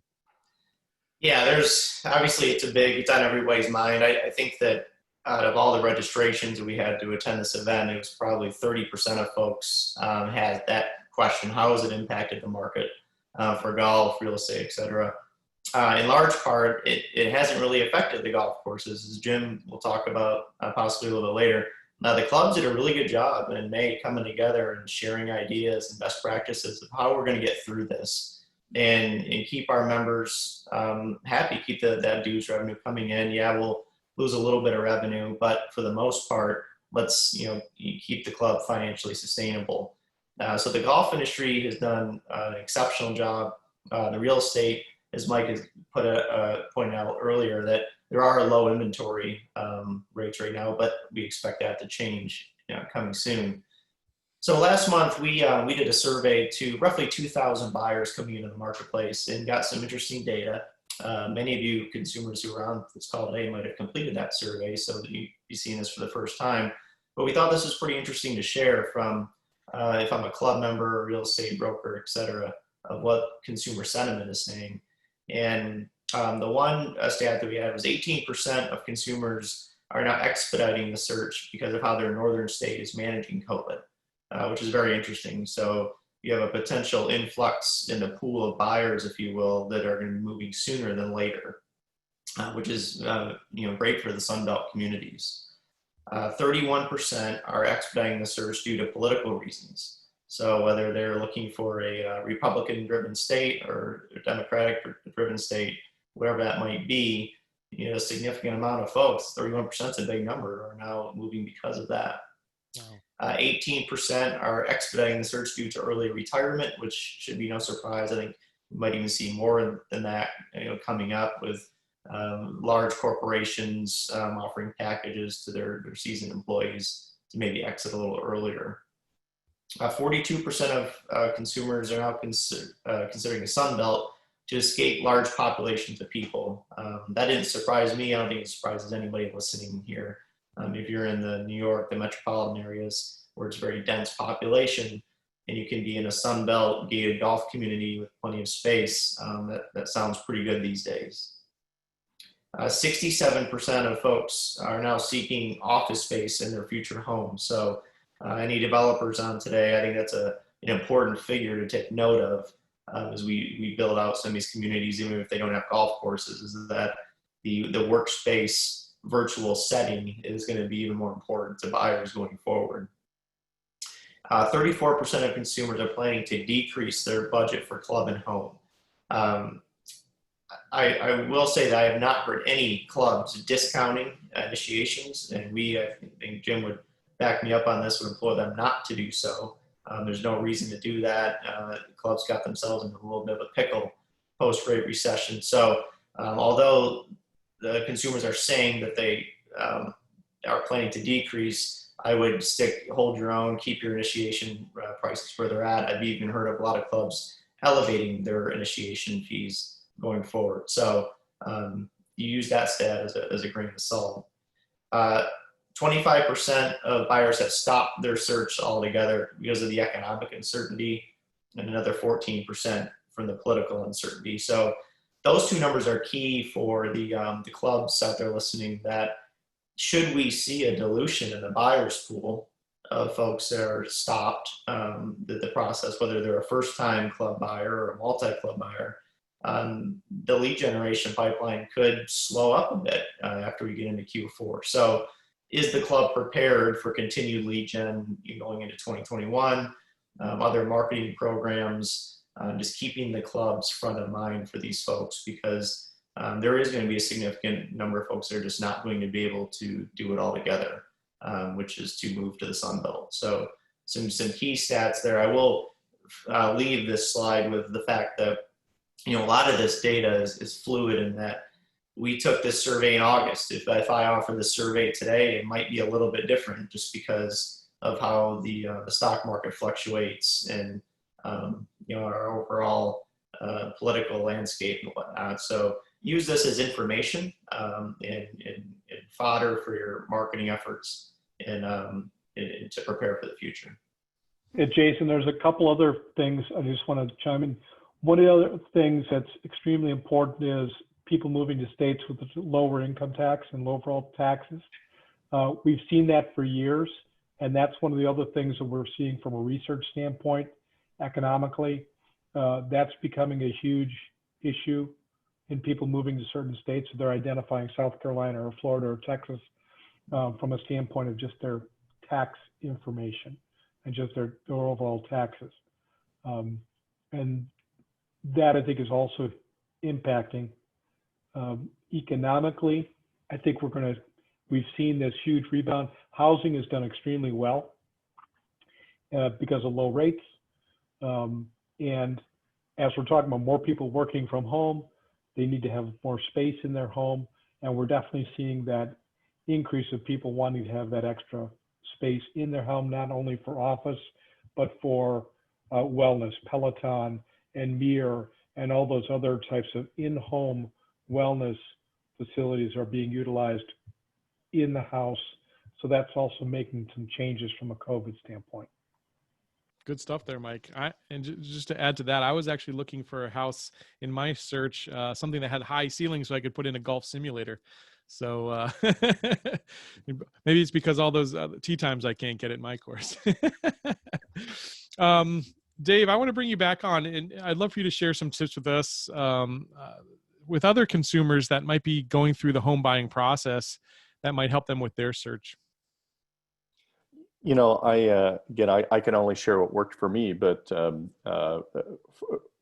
for Rita and I. But what was really effective for us was to agree on our priorities, what's most important, and stick with them until you don't. In which case, when we unbundled our home and club decision, but we did that from a firm foundation. We really knew what we wanted, and we did that by casting a really wide net early and getting a lot of information. And then we almost had too much information at some point, so we needed to narrow the field, if you will. And that's where we actually use Golf Life Navigators. And I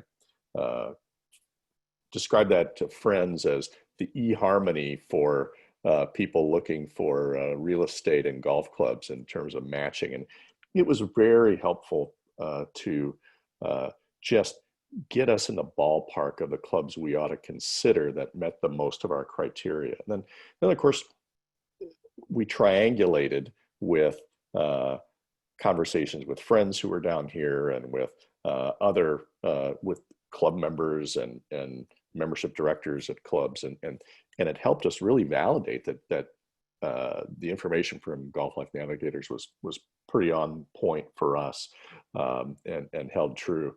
And then, boy, nothing beats visiting the clubs, playing the clubs, the culture that I talked about earlier. You got to feel that, right? There's no brochure in the world that will help you feel what a club is going to be like. And so we had to be there, and everybody we would talk with, we'd say, hey, where else did you consider when you were looking for a club, and where else do you like to play?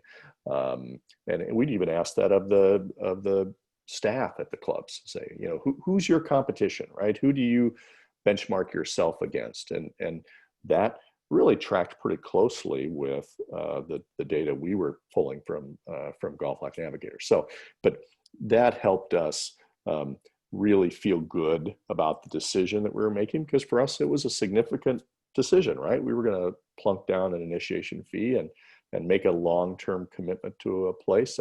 As a non-resident member, I think we're going to outlast the curve of non-resident members, but we'll see. And then you have such limited time when you're traveling to a space. You're traveling to a part of the country. For us, we were coming all the way across the country, and we had a few days to get a lot done. So we had to have a pretty solid plan in place. And our realtor was really terrific in helping us prioritize and stick with what we wanted. And as I would try to say, hey, what about this shiny object over here? Courtney would pull us back in and say, well, I thought it was more important to do this. So that really, really helped us to make a decision that we just feel fantastic about. I love the point you made there about the real estate agent pulling you back in. Sometimes you kind of, it's good to get back to basics. Sometimes going through the process, you're like, well, maybe this would be good, or this would, but you really got to take it back to that core. That's so important. She saved us from me very often. I love that. That's so good. Mike, can you share some insights into a number of the myths that are in the market as it pertains to single family versus condo values in gated golf communities? Sure. Yeah.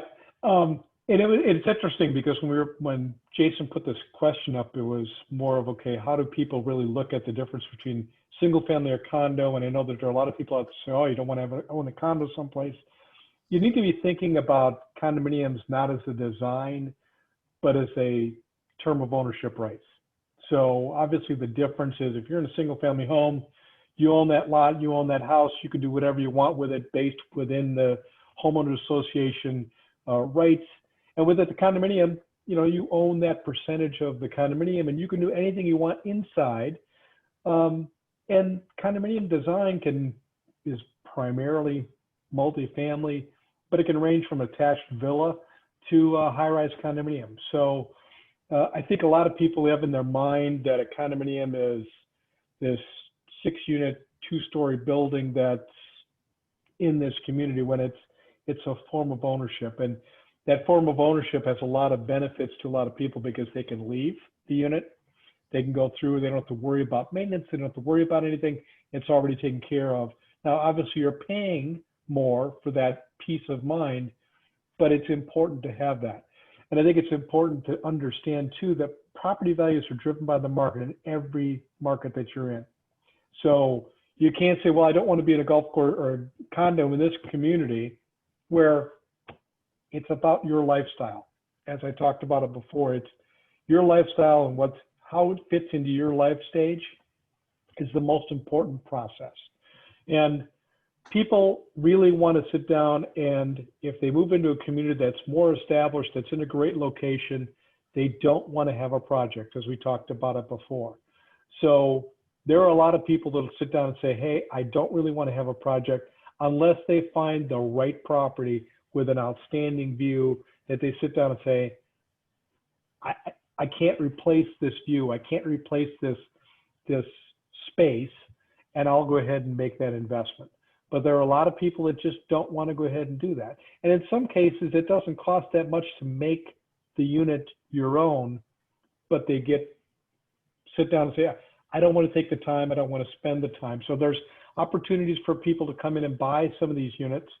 And one of the projects that we talked about earlier, where the value of the properties were increasing closer to the net worth of the club, that community was built 40 years ago, and there's been a significant amount of investment of people buying older condominiums in that community and renovating them, the value increasing by 30, 40, 50% or more, because now they've created a product that people who don't want to have a project can walk into and say, wow, this is brand new design, new kitchen, new everything we want.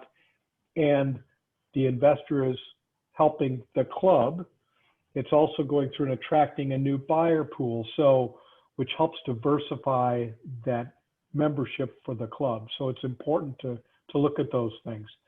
In all property, looking at the property search, you really have to find out what's going to fit your lifestyle based upon your life stage today. Because as I said before, if you're going to be in a club or in a community for 20 years, you're going to move 2 or 3 times. You most likely will do that. I know that my wife and I, we bought a condominium in a community, we renovated it, and we said, we live in a high rise. We're like, wow, I really want to have a higher view. So we moved to a different unit within the same building on a higher floor. So there are people that move in and out from a high rise to a villa to different units and different designs. So it's important to know that. And from a broker standpoint, and when you're dealing with a customer that wants to be in a golf course community or not in a golf course community, it's really important to understand what they don't want versus what they do want. Understanding what they don't want is just as important as understanding what they do want. And that really helps you get the customer to make them comfortable with what the lifestyle is that they want and how you can go ahead and help them through that process. That's fantastic, Mike. Jim, let me throw it over to you. How important is it to market both resident and non-resident memberships here in 2021? Yeah, it's very important because, the clubs and the membership process is dynamic. We talked about attrition, once a club is full, and about 25% of the clubs in our database have waiting lists to get in, but that doesn't mean that you're done selling memberships, because life gets in the way in terms of attrition. People have health issues, people move because of jobs. So it's a dynamic process. So clubs have to be relevant in today's world, and it's a continuous process to do that. Up on the screen is the marketing and membership expense as a percentage of operating revenue. The median's at 1%. Best of class is north of 2%. And again, if you look at that slope of that line, up in the 80th and 90th percentile, you see that goes up. We see many of the clubs get into situations post-developer where in a development situation, the developer and the real estate take care of the membership and marketing, then the club turns over and they don't control that membership or marketing expense. We highly recommend that they hire somebody like Gabe, like your company, to help them move through that and act like a developer, because if they don't fill that gap, then the market will fill the gap on what the messaging is. And it's important not only that you have the context within your community, but somebody like your company gives them the context from outside the community, where many times it may or may be different than what's perceived inside. So we recommend that clubs look between 2 and 5%. Get a partner like your company to come in and do that, build a plan around that, and make sure it's a continuous process as part of their annual business planning. Look at it, measure it, react to it, and make it a process, as opposed to getting behind the 8 ball and we've got to sell memberships and what are we going to do about it, right? So we'd much rather have a comprehensive plan that's part of the club's planning process with 2 to 5% devoted to that, to make the club dynamic on a continuous basis. Yeah, well said, Jim. We always like to say, if you're going to tell your story or someone else is going to do it for you, and you probably don't want to hear what that other person has to say. Exactly. The reviews and comments can be pretty bad sometimes. All right, so we're going to wrap this section up in terms of if you're a consumer, what you should be looking for, I guess, in a club and their marketing. Like I mentioned before, clubs that use that emotional side of the brain rather than just those features or that bullet point list, that really helps you, the consumer, know that they understand your desire for socialization, for the friendly atmosphere, to connect with like-minded people, to have those core values that are important to you. It was surprising, by the way, Jason, when you mentioned that 30% of people are looking for political reasons. That was, man, I gotta do a little more digging into that one. That was an interesting fact. The other thing is clubs with a dated website. Like if you haven't updated your website in the last, I would say 3 to 5 years, and 5 is really on the end of that. But the thing, webs move so quickly and standards change so rapidly. If you've got an older website, it's a huge turnoff to a potential consumer. It just looks like you don't have it all together, or you're not staying up with the trends. And I always say, like, the way you do one thing is the way you do everything. And a website is often that first touch point. It's that first interaction that a consumer might have with your club. And so you really got to focus and make that a priority and make sure that you're looking good and updated and everything's running properly on your website. Don't have any broken links, anything like that could be a big red flag to a consumer. Also, along those lines, look at the technology that a club has implemented, because again, how you do one thing is how you do everything. So look for clubs that have brought on new apps, new features. Maybe they've got virtual tea times, or they've got auto check-in, or they've got some sort of dining app, or maybe you can order food from your cart. All those sorts of things signal to the potential home buyer that you've really got it all together, that you're staying ahead and looking forward into the future. That's so important for consumers. Again, as a consumer, look for a real estate agent that knows what they're talking about, right? So you may want to give them some questions, maybe do a little research about a particular club and feed them some questions and just see if they've got a good grasp of the club market and the different, what makes one club different from the next, or one club community different from the next. It's so important that you work with someone who's knowledgeable, who knows the market. Someone who's a golfer is also a great thing, especially if you're a golfer, because the golf courses can range in difficulty. And, a person like me, I don't like to go get beat up every day, but some people love that. Some people love to play very hard, extremely difficult courses. That's not me. And so it's important that you work with someone that knows golf if you're looking to buy inside of a gated golf community. And of course, the guys over at Golf Life Navigators, no one does it better than that, Jason and his team. So of course, that would be my recommendation. Then the last thing here is that marketing is just an ever-evolving science. So having an active marketing committee and a chairman who really gets it is just so important. So look for clubs who are taking some of those steps that we talked about in terms of improvement, and you'll be in the right place. You found the right home.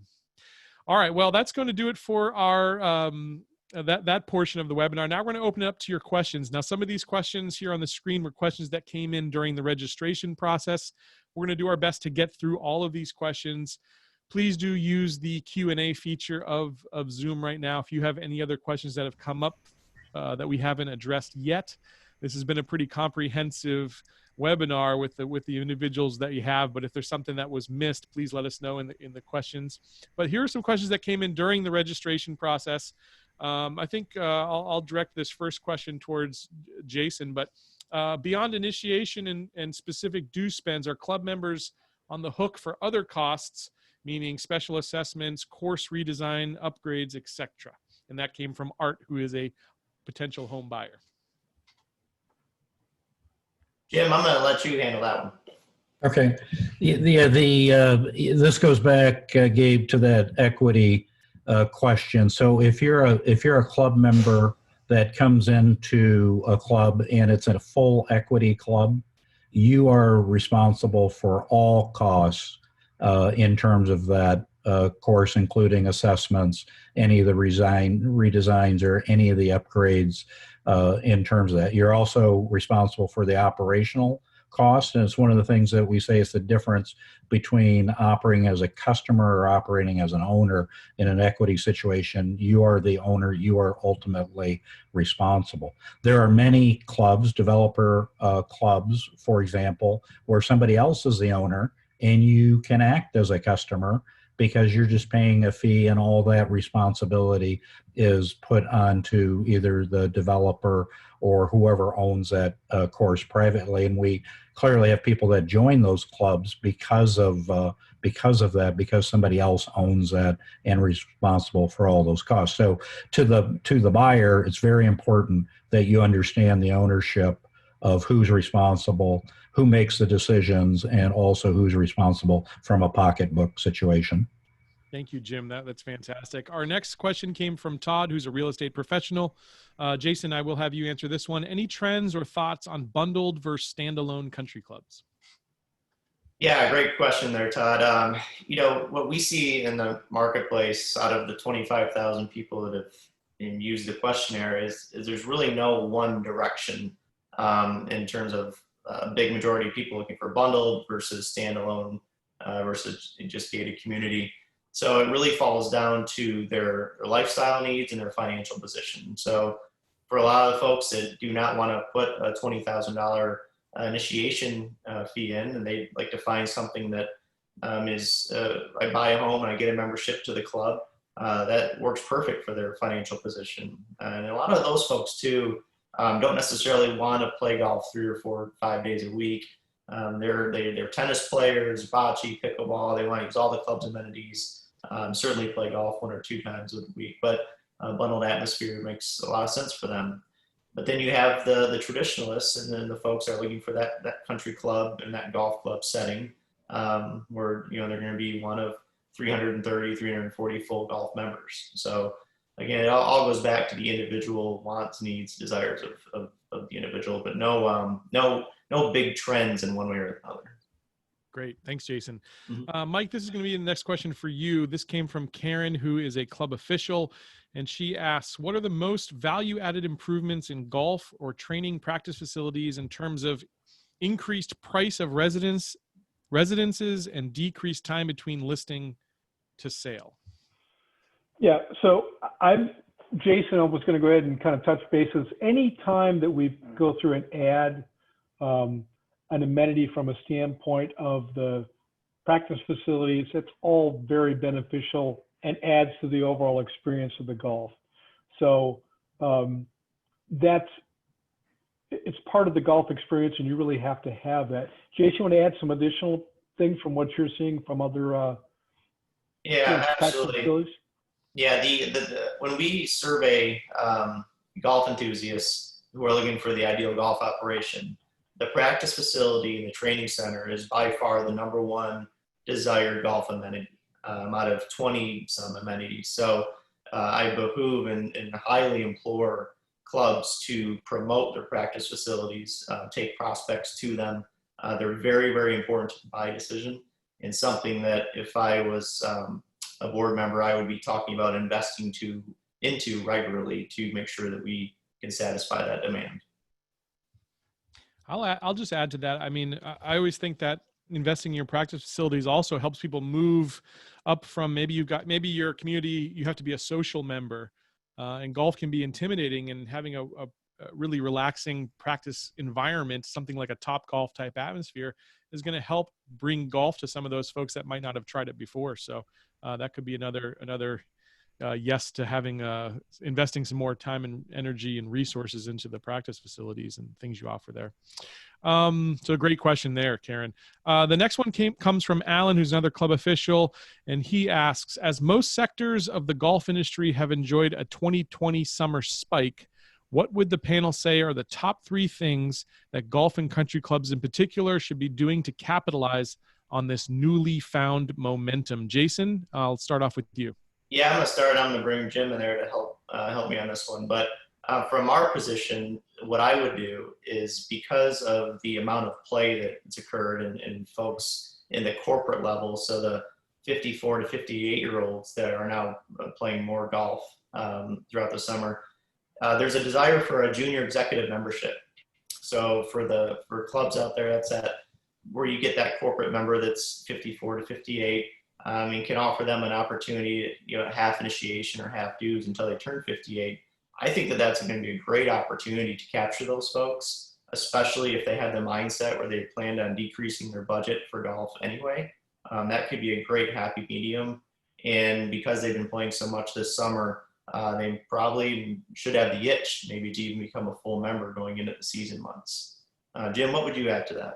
Yeah, I think from a business standpoint, the number one area is allowed the clubs in many cases an opportunity to really look at their business plan. So, Jason, when we talk about some of the clubs are dependent on outside outings, the weddings, the business from outside of the members, I think it really allows the clubs to look at that and see if that matches the mission and the vision of the club, and if it doesn't, of resetting that up and realigning that. I think from an innovation standpoint, clearly the food and beverage, the outside, the pickup, the markets at these clubs have just done a tremendous job of pivoting in terms of not having indoor space. So the clubs that have invested in that outdoor space from a food and beverage standpoint have certainly done better job of getting through the COVID, and those that haven't, it gives them a good opportunity to do that. And then I think obviously safety and security, cleanliness I'd put in there too, is so important, especially in terms of real estate and buying and the impact of that, because we're all so aware of that right now. Yeah, absolutely. We are coming up on the 4 o'clock hour. So I just want to say to all of the attendees that are watching this right now, we're going to keep going a few more minutes. We've got about 4 or 5 more questions to get to. Tim, Diane, Greg, Kathleen, your questions are coming up next. If you do need to leave, we totally get it. And there will be this recording for you provided, as well as the slides and everything. That'll be sent by Jason's team. So no worries if you have to get going. We totally understand. Jim, next question is for you. And this came from Tim, who's a club official. I'm interested to hear if anyone on the panel has gone through the process of voting in a required membership in an HOA where it's not currently required, either through an immediate requirement or a grandfathered approach for new buyers. Yeah, yes, I have done that both outside of club benchmarking and inside of club benchmarking. So it's a process that we did grandfather the current people in through the next buyer in there. It was the community that I was in. It was a decision that was made, and the requirements are very high usually on that. It's usually 2/3 vote, and many times, especially in the Florida market, the non-votes are no votes. So in order to do that, you have to be very organized in terms of doing that. It is possible. So we've had success in doing that, but you have to have a great plan on that. And if you just reach out to me at Club Benchmarking, send me an email if they have further questions on that. We'd be more than happy to put either help you or put you in touch with people that can help you on that. Great stuff, Jim. Jason, next question's for you. This comes from Diane. What incentives or programs do clubs offer to real estate agents to educate them about the community?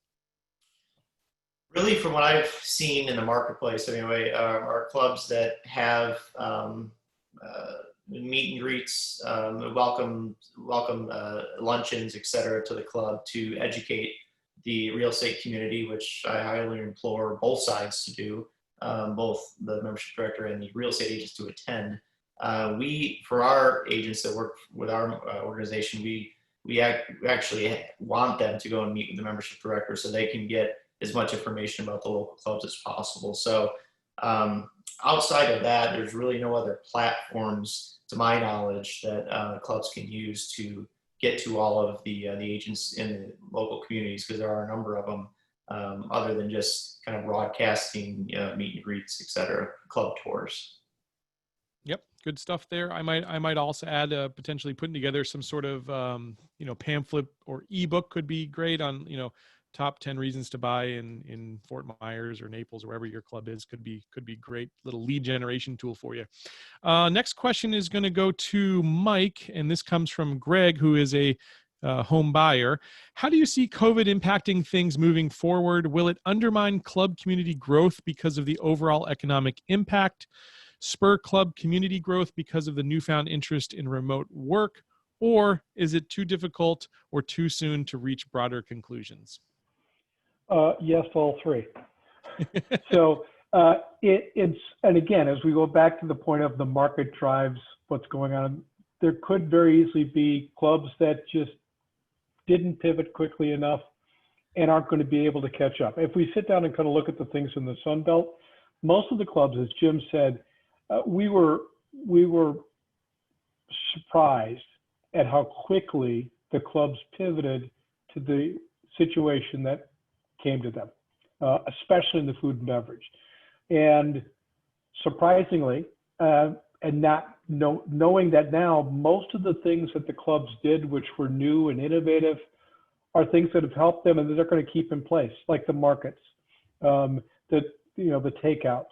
So as much as the clubs had to make these changes, if they were thinking about it strategically, that's really going to go ahead and help broaden that market. There are also a lot of people who are very concerned about going to a restaurant outside of a club. We don't know the number of locations, number of restaurant locations are going to close. So we anticipate that more people will look at clubs simply from a safety and security issue.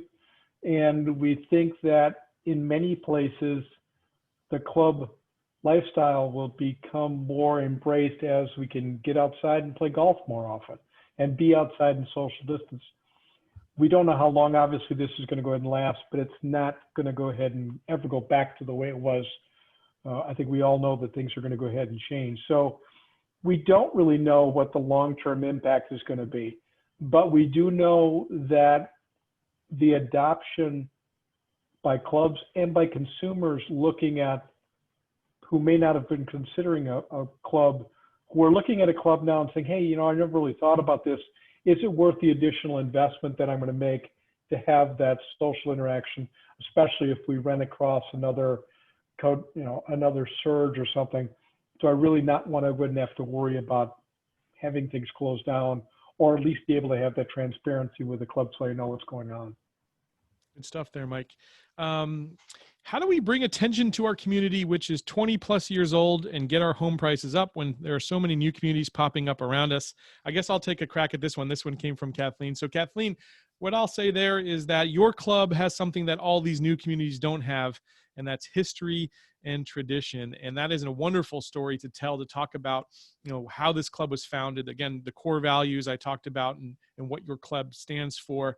And again, what makes up the membership? What is that gel or that glue that makes up your membership? What are some of the cool traditions you have? I work with a club up in Manhattan called The Players, and it's not a gated golf community, but it's a club for Broadway aficionados, and they have traditions. Like on New Year's, they have a masquerade, and they have they smoke from some pipe. I think it's not marijuana, I promise. But it's interesting that they have these interesting traditions, and so many clubs have these unique traditions, or they have a unique history, and as a consumer or as a potential home buyer, that can be very appealing when you tell that story right. So that's, again, goes to my point that telling a story and telling it well, it does so much more for a club than just listing off the features of that club. All right, we're going to go into some rapid fire. We just have a few more questions that came in during the program here. We'll try to rapid fire it for you. And whoever wants to take this, please do take it. So the first one is, what states have the greatest gated club community growth in them? Florida, and California. Perfect. And then up the East Coast, the Hilton Head from Florida, up through Virginia, the gated communities up in that area. Beautiful. Thank you, Jim. All right. Next question. With the higher percentage of buyers of homes looking outside of the gated community today, 8% based on the GLN data, are you seeing the price per square foot for homes in gated communities diminishing from the historically higher price per square foot, 10 to 20% premium, in order to better compete with the like-kind homes found outside of the gated community, particularly those clubs offering on particularly those with clubs offering non-resident memberships for golf and other amenities? That came from Jeff. Jason, do you want to answer that one? Actually gonna hand that ball off to Mike. That's his expertise. Cool. Yeah, it's interesting because location is what really drives a lot of value. We're not seeing those properties fall as much as people might think because they're competing with something that's new, which is exactly the reason why we talked about the fact that most of these existing established clubs are really utilizing and updating their amenities so they can compete with the new communities. If location is what's driving that value, and you've got a club that could go ahead and be updated, or a new clubhouse altogether, tear it down and build a new clubhouse, that starts a rediscovery process for that club. And then you can start with the marketing, so you can get with you, Gabe, and kind of rediscover this established club that's in an outstanding location. So remember, location, it's always that real estate location in a club atmosphere, because you can't build any more clubs. There just isn't enough land out there to do it. That really drives that value and scarcity. Nice. Good stuff. And scarcity is such an important thing. Good point there, Mike. Last question that came in, I think came in for me. It was from Kristen, telling a story. Tell a story, catchy headlines under 25 characters, ideas on getting away from features in a story. So first thing I'll say there is I'm not sure about 25 characters. In fact, I think long form stories, again, when we talk about video, we talk about longer LinkedIn posts, longer Facebook posts, those can actually be quite effective. So it doesn't have to be 25 characters or less for sure. But I'll tell you, the best ad I've ever seen for a private club was a father. It was so simple. It was a picture of a father and a son. And the headline said, where heritage is born, or something to those lines, right? But me as a father with two young boys, I could immediately put myself in that place of a father and a son, and think to myself, man, this would be a great place to raise my children. This would be a great place for them to learn values. And I came up with all the rest, right? All they needed to give me was the headline and a beautiful image to tell that story. And my mind went and took over from there. And it's those simple, impactful things. And a picture is worth 1,000 words. I mean, it's such a cliche, but it's so true. So having the right image can do a lot for you on social media. And again, you don't feel like you have to limit it to 25 characters or less. Long form stories, it's captivating. And right now, in today's world of COVID, people have a lot more time on their hands than they did before. So don't be afraid of telling a longer story.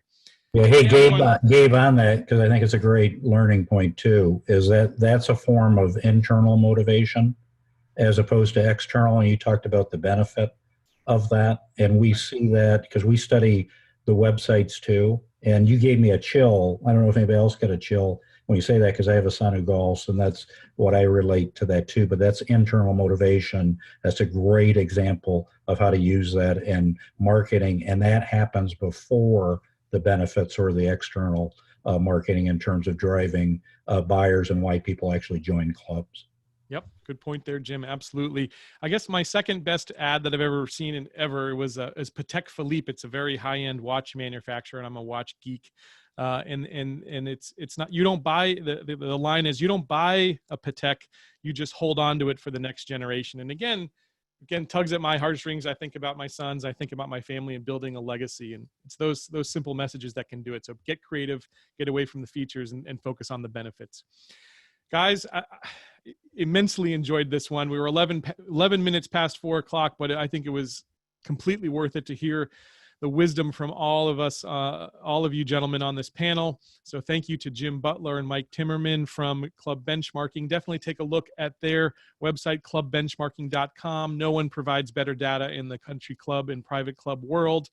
Thank you to Dave Walinga, who came on to give us the buyer's perspective. That was incredible to hear what a new home buyer was looking at throughout the process.